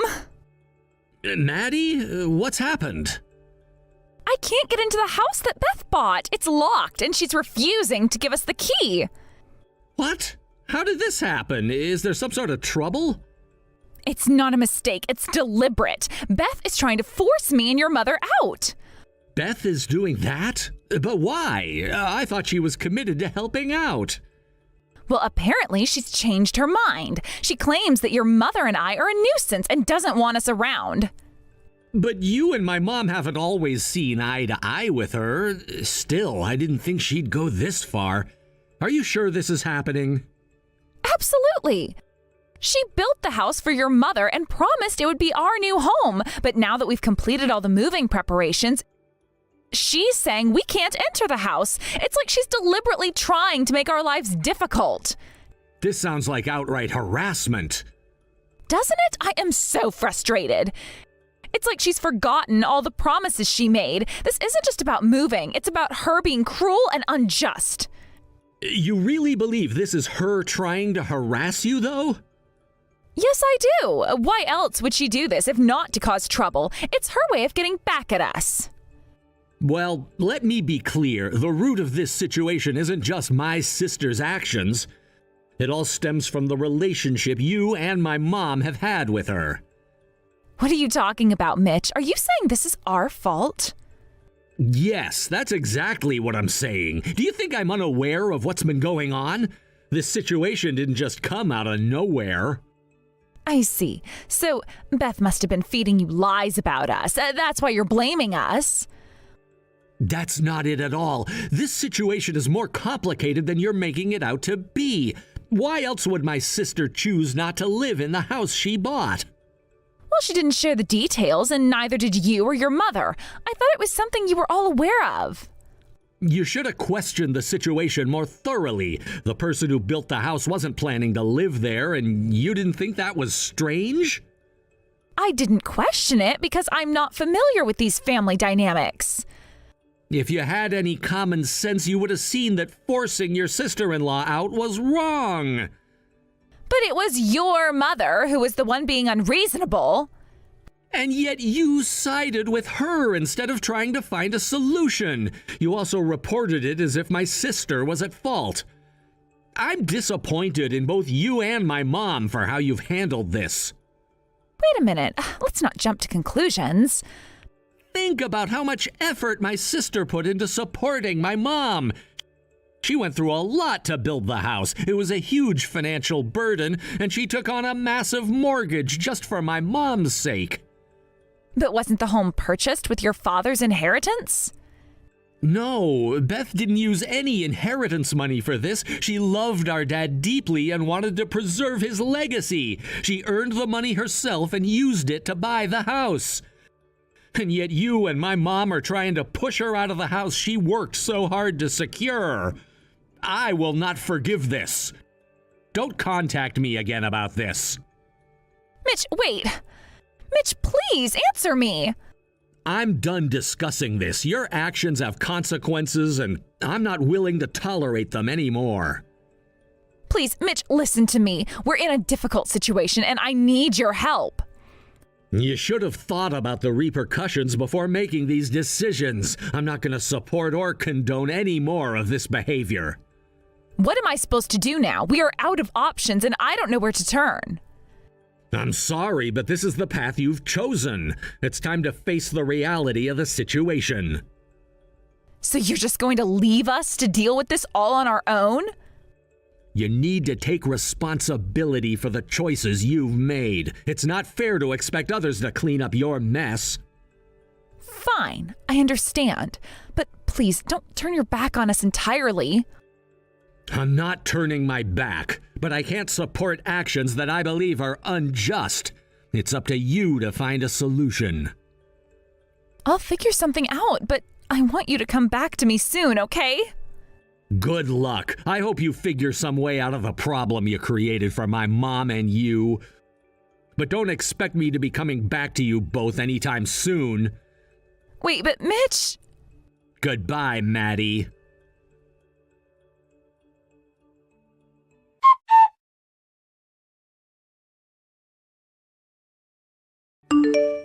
You really went and told my husband about all this, didn't you? Told him? What are you talking about? Because of you, I can't get in touch with him anymore. Oh, that. Well, I did mention to him that there might be problems with moving into the new house. He asked for details and I gave them, but it wasn't snitching, I just answered his questions. So what you're saying is we can't actually move into the new house? Given that you and my mom tried to push me out, it's not surprising that you won't be able to live there. Well, it's not the end of the world. I'm not too worried about not being able to move into that house. Oh, really? You don't mind? Yes, really. I was thinking of moving into the new house because you said you built it, but if you don't want us there, fine. I still have my apartment with my husband, so we'll just live there with your mother. Oh, that's actually a good alternative. It's great that you've thought of something. But isn't your husband quite upset about all this? He's definitely not happy, but he won't just abandon his mother. He's not the kind of person who would leave her in a lurch like that. So if we end up living together, this argument should blow over soon enough. That might be the case. And you'll just be all alone in the new house. Whether I'll be alone or not is uncertain, but I'm pretty sure you won't have a home to go back to. What do you mean? My brother told me he's already started the process to end the lease on that apartment. He's ending the lease? Yes, as soon as I updated him about the situation, he took immediate steps to cancel it. But he said the lease termination was still some time away. It seems that once he received my report, he acted swiftly to terminate the lease. Why would he do that? He saw firsthand how much effort I put into caring for our mom, and he was frustrated that you and her had ignored that. He decided it was necessary to act quickly. So, what about my husband? He's found another place to live, and he's made it clear that he won't be sharing that information with you or our mom. This is unbelievable! So, you and my mom will need to find a new place. Finding a new place shouldn't be too difficult.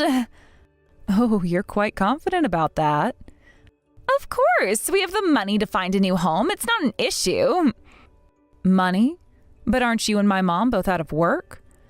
We have resources. There's still the inheritance from your father. Oh, really? Oh, you seem to be quite uninformed then. What are you talking about? My mom has already blown through that inheritance on some dubious investments. What? That's impossible! It's very possible. If you don't believe me, ask her yourself. She poured all the money into risky ventures and lost it all. I had no idea about this. I'm not surprised. Knowing my mom, she wouldn't openly discuss her financial mishaps with anyone. That old hag! Please don't speak about my mom that way. So you're just leaving her behind now? I've done everything I could for my mom. I put up with her constant criticism for my dad's sake, but now that she's rejected me, I'm under no obligation to continue. My mom chose you, and I'm stepping aside for her happiness. I will leave it to you to care for my mom now. So, you're really abandoning her? I'm not abandoning her. I'm simply no longer responsible for her well-being. You and my mom will need to figure things out on your own. I can't believe how selfish you're being. Selfish? I'm just setting boundaries. I've given more than enough, and now it's time for me to focus on my own life.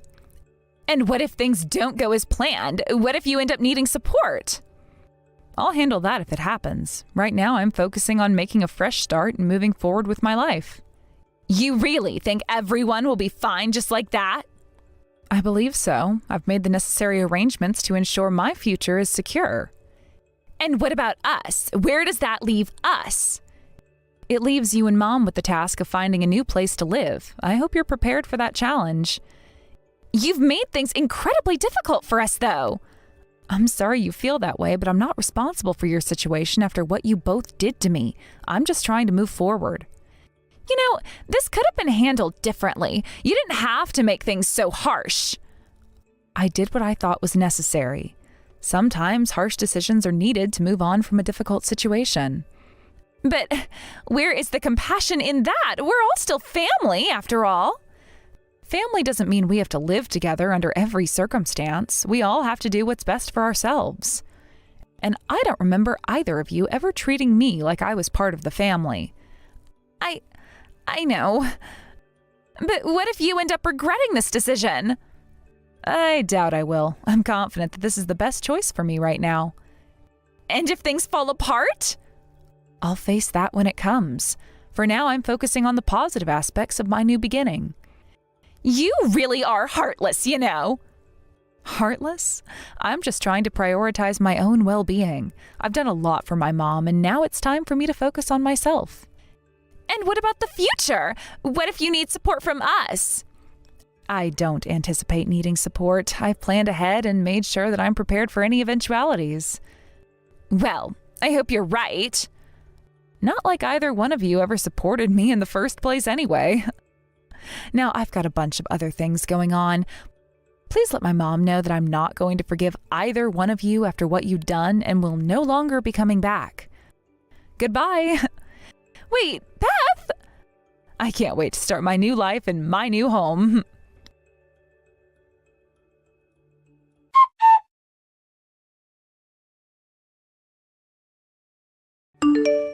So, in the end, Maddie decided to divorce you and won't be living with Mom anymore, right?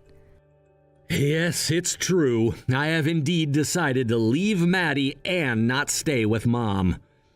I had a feeling that Maddie would eventually abandon Mom. It seems like she was only interested in Dad's inheritance. Exactly. Maddie's interest was always in Dad's estate. She treated Mom kindly all this time just to secure her position. It's clear now that she had ulterior motives. It's so disheartening to see that my own wife would go to such lengths to get what she wants. But I suppose that's no surprise given what we've seen so far. Yes, it's disappointing, but now we need to think about what to do with Mom. What's the plan for her? As we discussed before, I'll be putting her into a care facility. The cost of that will be covered by me. Are you sure you can handle it? With the divorce and everything, won't it be difficult? Don't worry about that. I know I've asked you to take care of Mom for so long, so this is the least I can do. I want to make sure she's well taken care of, especially since Maddie is out of the picture. I appreciate that, but what about you? Are you okay with everything? It sounds like you're going through a lot. Don't worry about me. I've grown up a lot and I can handle things on my own now. I'm an adult and I've learned to take care of myself and make my own decisions. I see. It's strange how quickly things have changed. I remember when you were younger and now you're handling everything so maturely. I'm proud of you. Thanks, Beth. It hasn't been easy, but I've had to step up. Losing Maddie is tough, but I know it's for the best. It's time for a new chapter, both for me and for Mom, hopefully. Absolutely. It's important to move forward. And as for me, I want to focus on my own happiness from now on. After everything that's happened, I think it's time for me to prioritize what I want. That sounds like a good plan. You deserve to be happy. I hope you find what you're looking for and live a fulfilling life. Thank you. I'll need to think about what truly makes me happy. I guess in a way, I've always focused so much on taking care of everyone else that I forgot to take care of myself. It's understandable. Sometimes when you're busy taking care of others, you neglect your own needs. But now is the time for you to find joy and contentment in your own life. Yes, it is. And it's comforting to know that you're taking charge of things. It's reassuring to see how responsible you've become. Well, I've had to learn quickly. Life throws unexpected challenges at us, and we have to adapt. It's been a journey, but I'm getting there. I can see that. And even though we've had our differences in the past, I want you to know that I support you. I'm here for you, and we're in this together. Thanks, Beth. I feel the same way. Despite everything, we're family, and we need to support each other. I'm glad we're able to talk openly and share our thoughts. Me too. It's been a difficult time, but talking things through helps. I hope that moving forward, we can both find peace and happiness. I hope so too. It's important to find closure and move on from the past. We've been through a lot, but we can start anew and focus on creating a better future. Yes, exactly. And with everything that's happened, I've learned to appreciate the little things more. Life's too short to dwell on the negatives.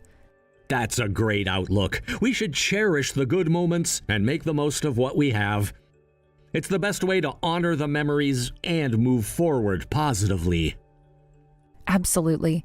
And with Mom hopefully going to a good place and us finding our own paths, I think we can finally start to rebuild and find our own happiness. Yes, let's do that. We've been through so much, and now it's time for us to take control of our lives and create a future that we can be proud of. Agreed. Here's to new beginnings and finding joy in the journey ahead. We've got this. We do. And no matter what happens, we'll face it together. Thanks for being here and for understanding. It means a lot. Anytime. I'm always here for you. Let's move forward with hope and determination. Sounds like a plan. Let's embrace the future and make the most of every opportunity that comes our way.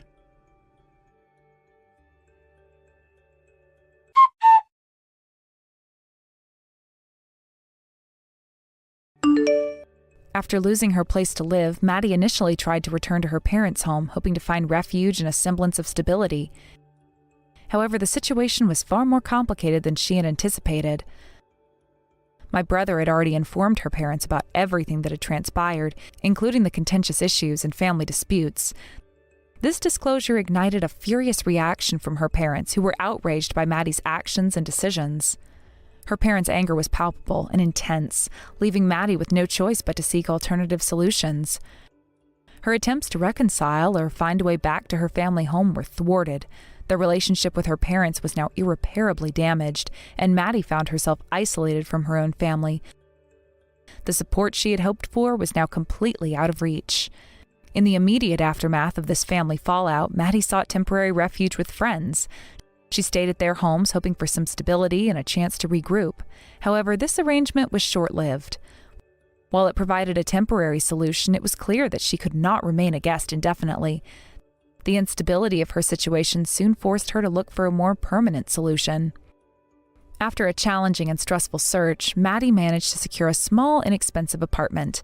This apartment, while modest and far from ideal, was a place she could call her own.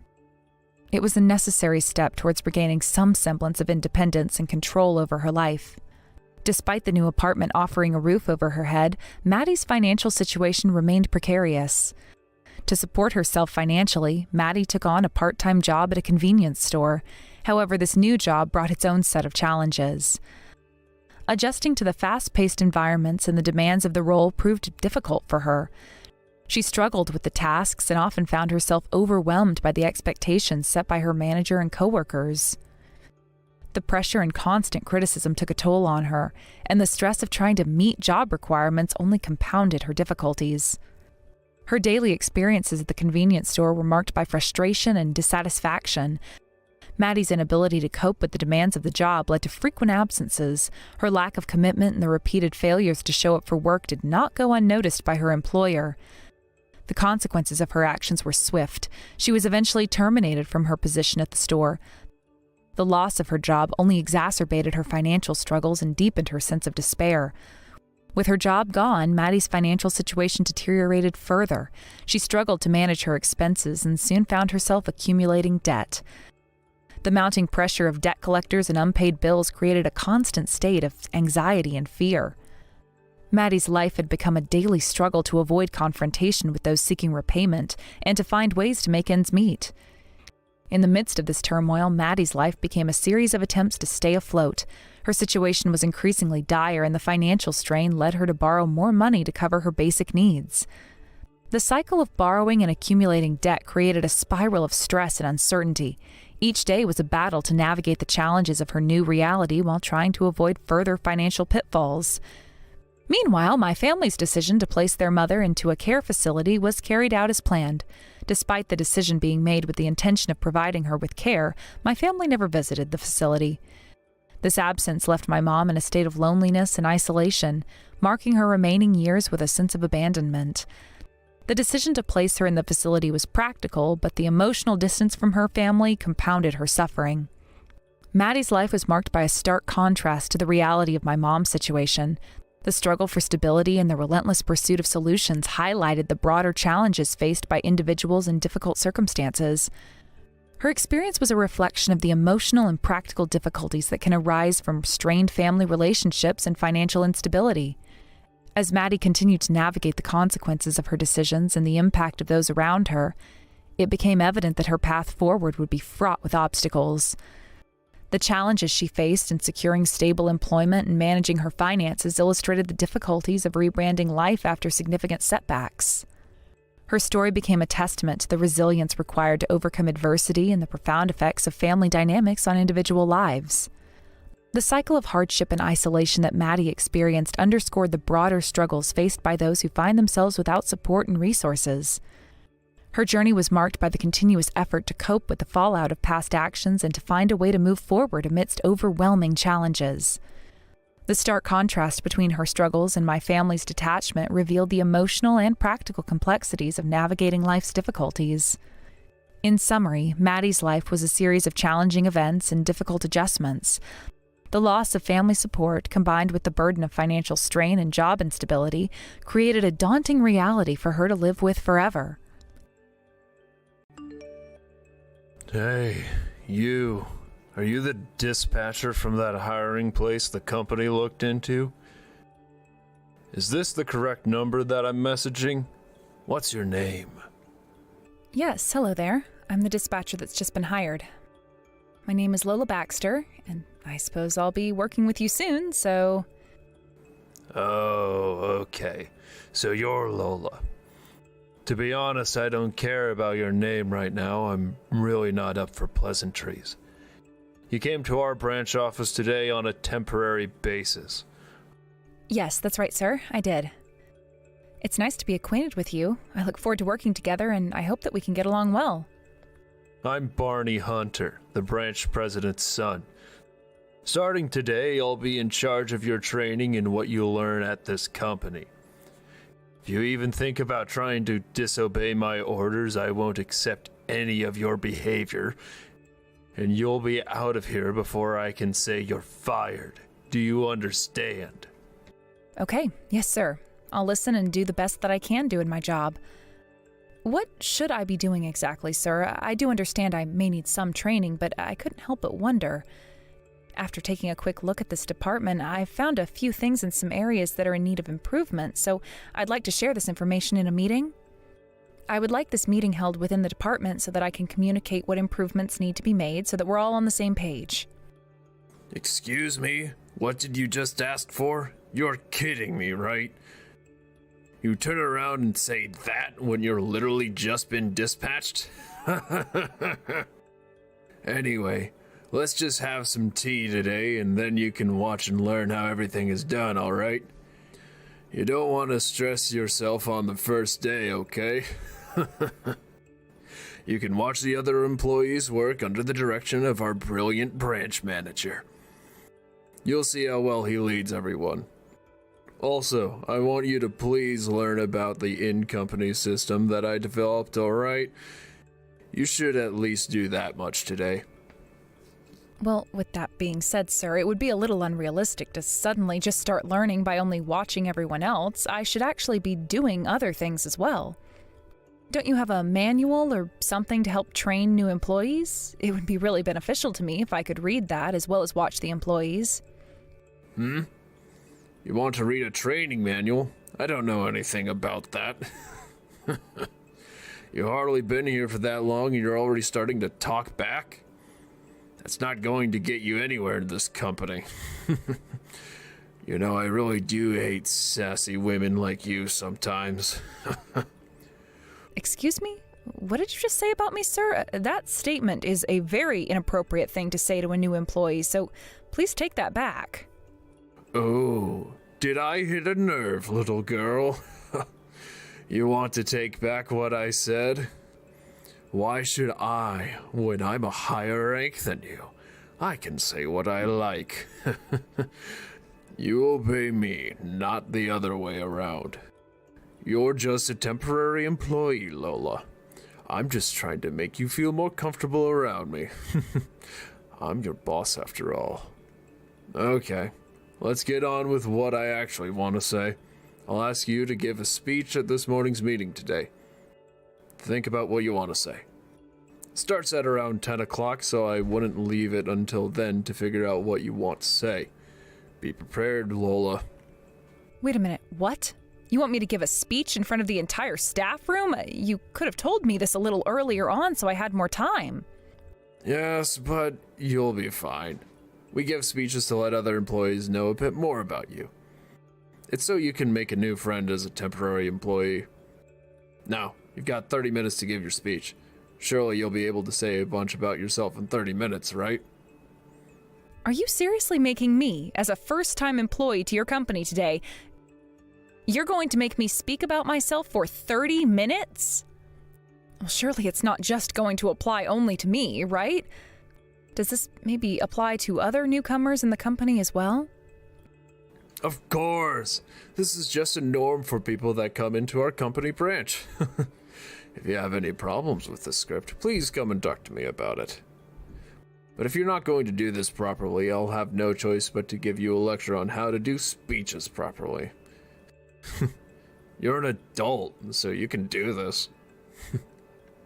But, sir, this is absolutely unnecessary. How am I supposed to talk about myself for 30 minutes to complete strangers I've never met before?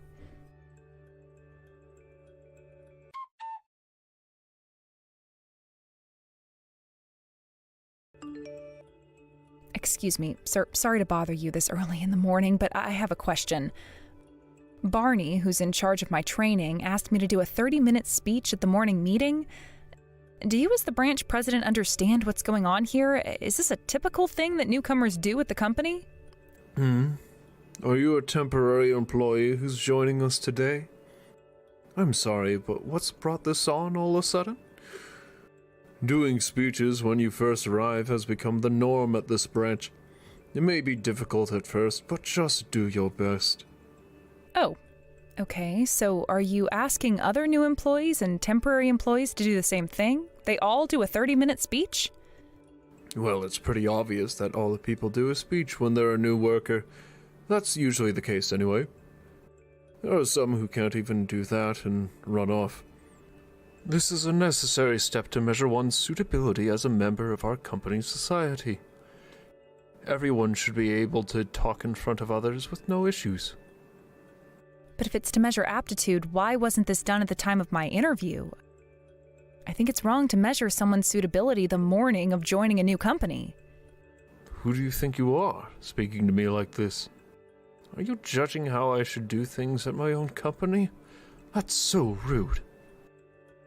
Are you trying to tell me that you don't want to give a speech so much that you thought it would be okay to come to me directly about it?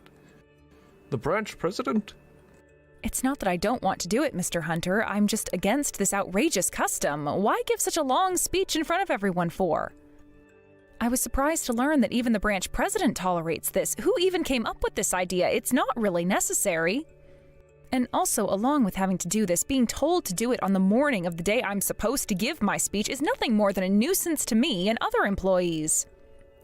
Oh, great. I knew that a temporary employee would give me some stick eventually. I guess that would be you.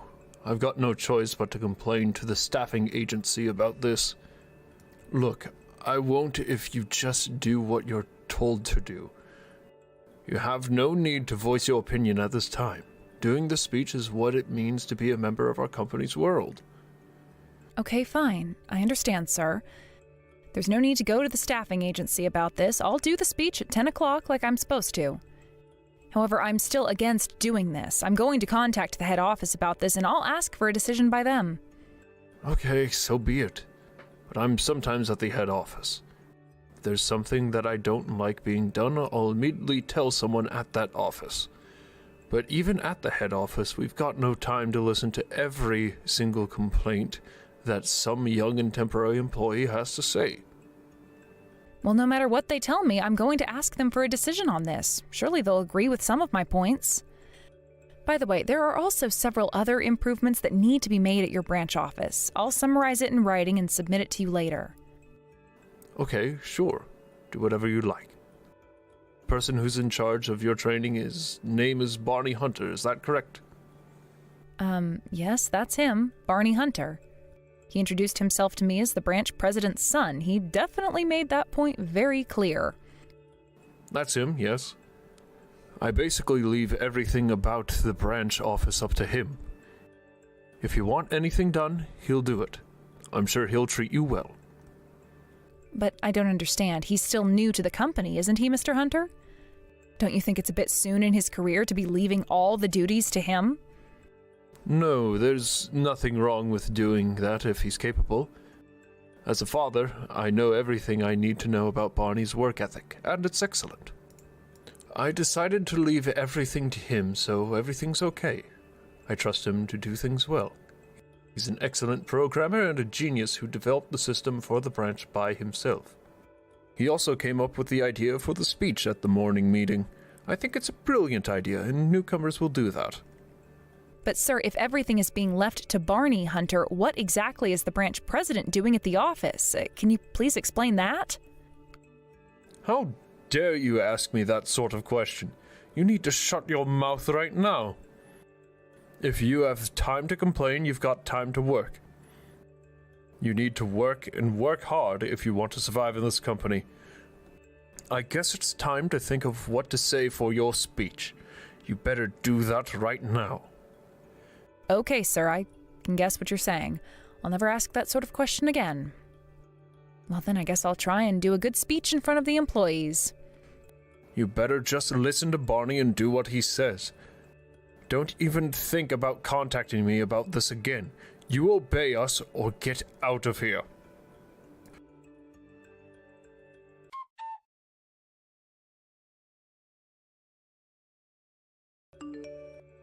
Hey, what the heck is this speech all about, Lola? Are you trying to mess with me or something?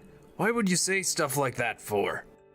All I wanted to do was share with you all the problems and the areas of improvement at this branch office. You asked me to set up a place for this kind of meeting, and I just thought that in front of all the employees was the perfect place. Oh, come on, don't be silly. What do you mean what can be improved when it comes to temporary workers? That's not what the speech should be about. But you were grinning the whole time about it, weren't you, Barney? You've always laughed when you've seen newcomers having trouble giving speeches, haven't you? The expressions on other employees' faces were also very mixed. The only people who have lots of fun are you and the branch president. Well, I mean, you gave a pretty good speech, I can tell you that much. Look, I'm not good at this, and I'm not trying to be super bossy, all right?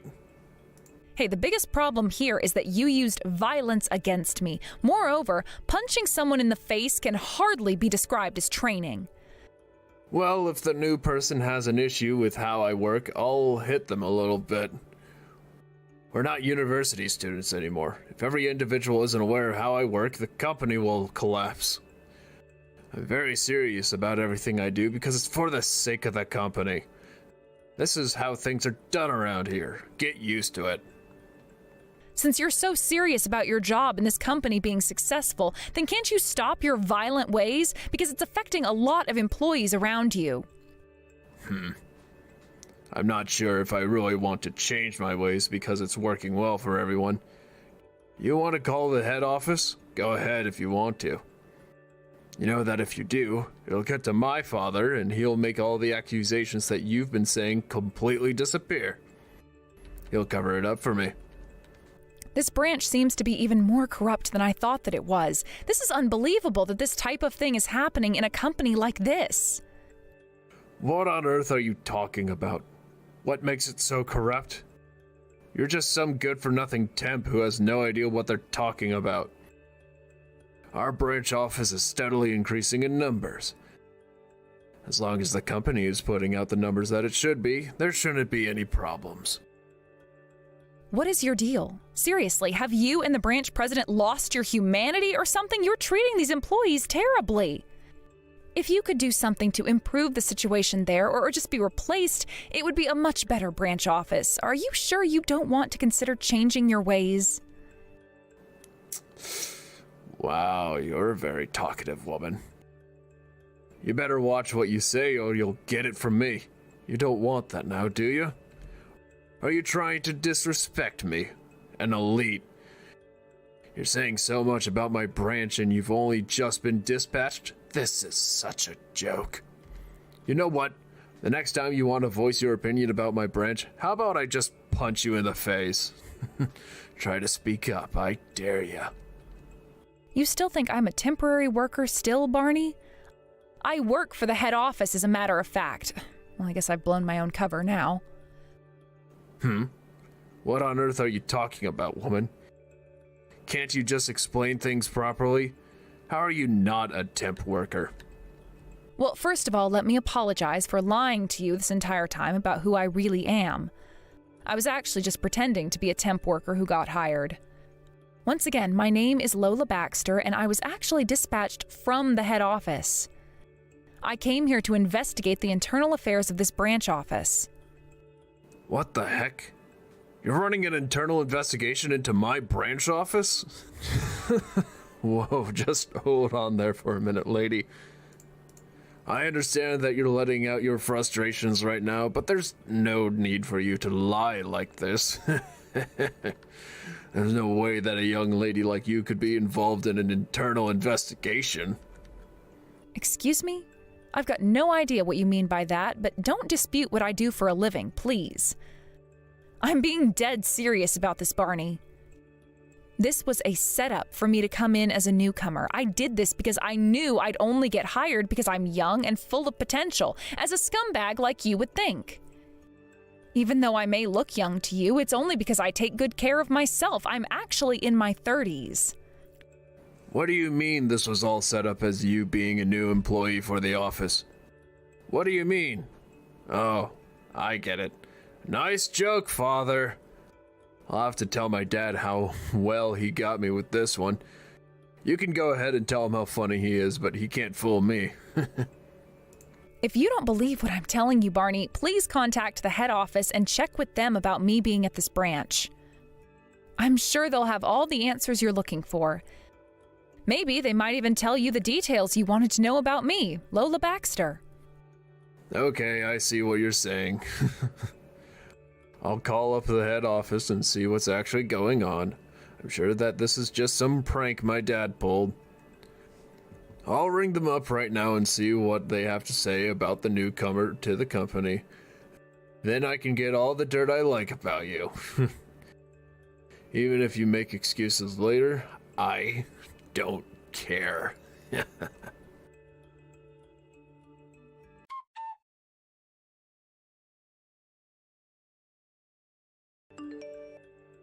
Okay, there's obviously been some kind of huge mistake here. I'd like to say that I'm extremely sorry about that. I didn't mean to hit you, I swear. I just meant to make this all a big joke. I actually don't do any of these things at the office, and I really am sorry for what I did. You know that it's really low of you to start making excuses for your behavior right now when you know what your intentions were, Barney. There were many witnesses in the branch that saw this occur. We all thought that you did it intentionally because you couldn't stand what was being said. You knew that you wanted to punch me in the face, and that's what you did. A lot of people saw that, and you can't turn back time. Okay, yes, a lot of people did see me do that, but I told you that I was sorry for what I did, so what's going to happen to me now? Well, if it all goes the way I want it to, you'll be fired from the company. I'm also planning to file a complaint, so this will probably go to court and be settled there.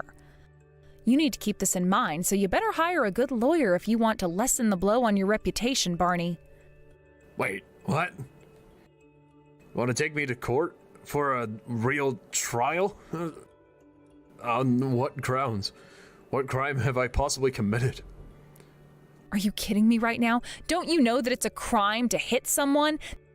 That's assault, and you had an intent to cause injury. Wasn't that your plan? What on earth are you talking about? This is escalating too quickly, Miss Baxter. I didn't know that lightly hitting someone in the workplace is a crime. Well, aren't you stupid then? Any form of violence on another person is a crime, Barney. There's also a suspicion that you're improperly using company money.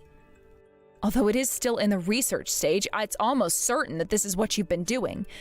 You'll be judged in the same way as you punching me. No, you're lying. I've not been doing anything like that. You're going way too far with this now. This is absolute crap and you know it. You can't just start accusing me of such things. Where's the proof that I've been doing anything, huh? Why are you saying all this? There was a complaint made by a certain employee about your actions in the company. I can't go into details, but I was sent here to investigate the accusations. Okay, and? What did you find in your investigation, Miss Baxter? What's the results of this phony investigation? If you haven't got a clue what the results are, maybe that's something for you to look into since this concerns you. To be honest, you should know the results by now. Oh no, this is crap. I bet you don't even have proof of me doing anything. You just want this over faster so you can go back to your fancy head office, don't you, Lola? Besides, you know that I didn't do any of what you're accusing me of. Please stop investigating my branch office and get out of here. You know that it's my job to do this, so I'll continue doing my investigation no matter how long it takes, Barney. You're not going to stop me doing my job. If you really haven't done anything that I've been saying, then there should be nothing to be afraid of when it comes to the results coming out later on. Okay, I guess you've got a point. I suppose that's true. I guess I've done nothing wrong, so I won't worry about any of this. Now, there will have to be a little talk with the branch manager, so I guess I'll leave that up to you to do since he's your father after all. I'd like to talk to you again later. Wait a minute. What? You want me to talk to my father? I mean, the branch manager about this, I don't know if I can possibly do that at this time. There's so much to do.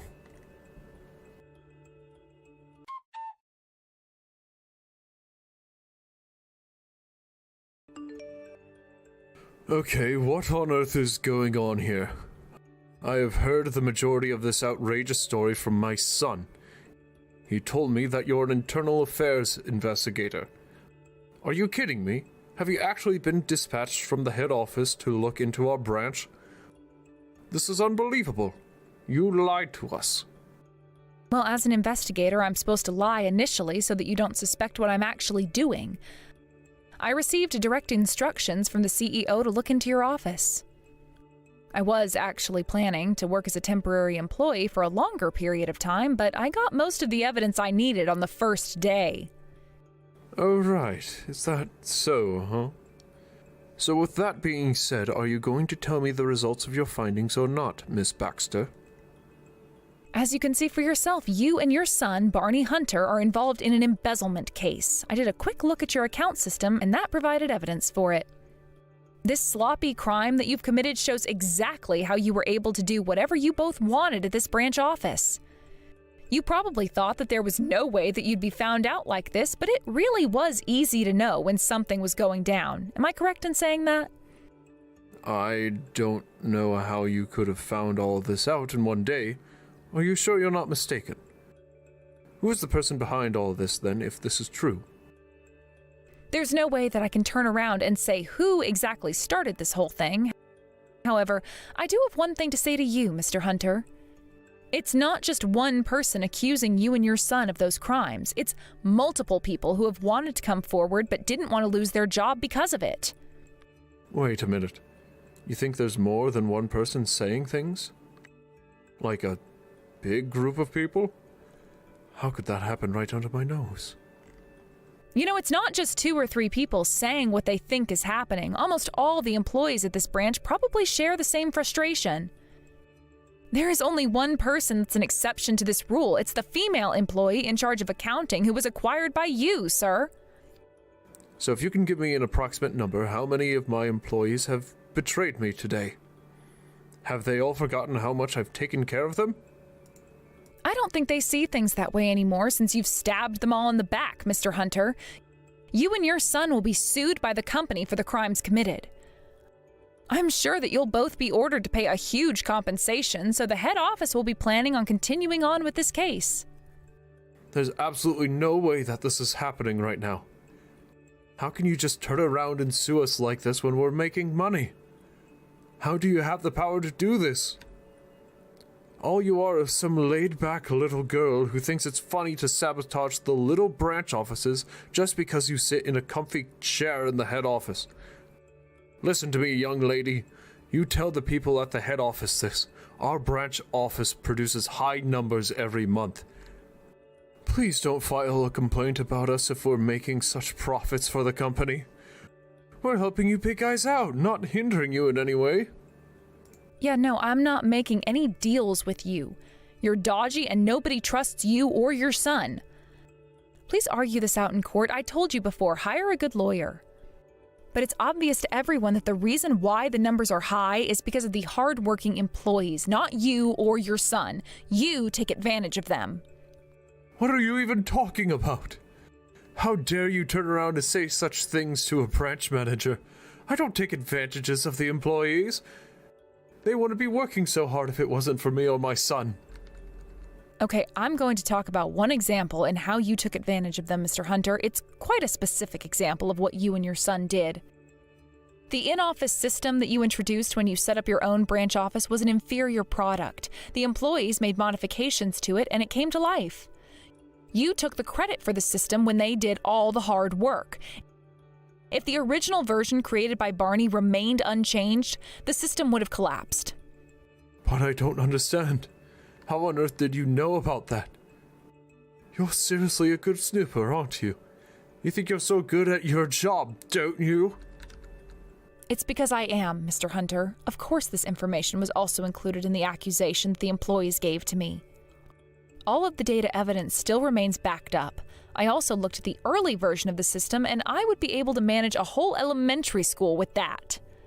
It's fine to perform an evaluation on your son, but sir, you need to think about this more objectively. You need to stop protecting each other and face the consequences. All you are is a little girl who needs to shut up right now. You're making my blood pressure rise so much. I've been supporting this branch for over 10 years. I'm a dedicated branch president that brings the head office money for their business. Does that not mean anything to you people? How much do you think it took to do this? We were wanting to make more money. What's the big deal in that, huh? We've gone through a lot to get to this point. The hardships you've gone through and the embezzlement scheme are completely unrelated, Mr. Hunter. You do realize that you're going to have to testify in court, okay?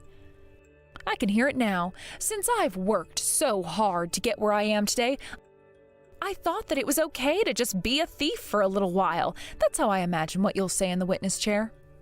This is absolute crap that you're making here, lady. How dare you question my authority and what I've done? I wish there was some way to fire you. Anything I can do to you to ruin your life would be great for me right now. You're not free from our wrath yet, Lola Baxter. Do you understand that? And you threatening me right now is only going to make your situation way worse than it already is, Mr. Hunter. Don't underestimate what I can do from the head office. Let me tell you now, your conversations and messages right now are being monitored by the company, and anything you say to me can be used as evidence. This is my company phone, and I can send these messages to the head office as soon as this investigation is over. You've just threatened me, Mr. Hunter. What you say to me and anyone else will be used in court proceedings, so please watch what you say. You're in a worse off position now than when this conversation started. You better be prepared for my wrath in court then, Miss Baxter. You're going down no matter what the company tries to do to me and my son. Oh, I am more than prepared for what happens, Mr. Hunter. I guess there's nothing more to say apart from, I'll see you in court. Don't forget to bring your lawyer.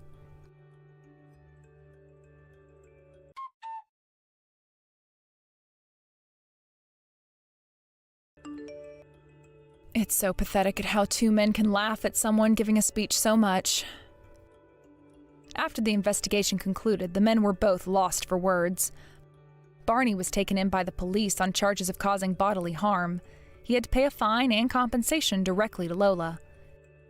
In another matter, Mr. Hunter was also charged by the police for fraud and theft. Both of them are currently in prison serving time for the crimes they committed. At the head office, they didn't believe the situation to be too bad for the employees and deeply apologized to them for not noticing the issue sooner.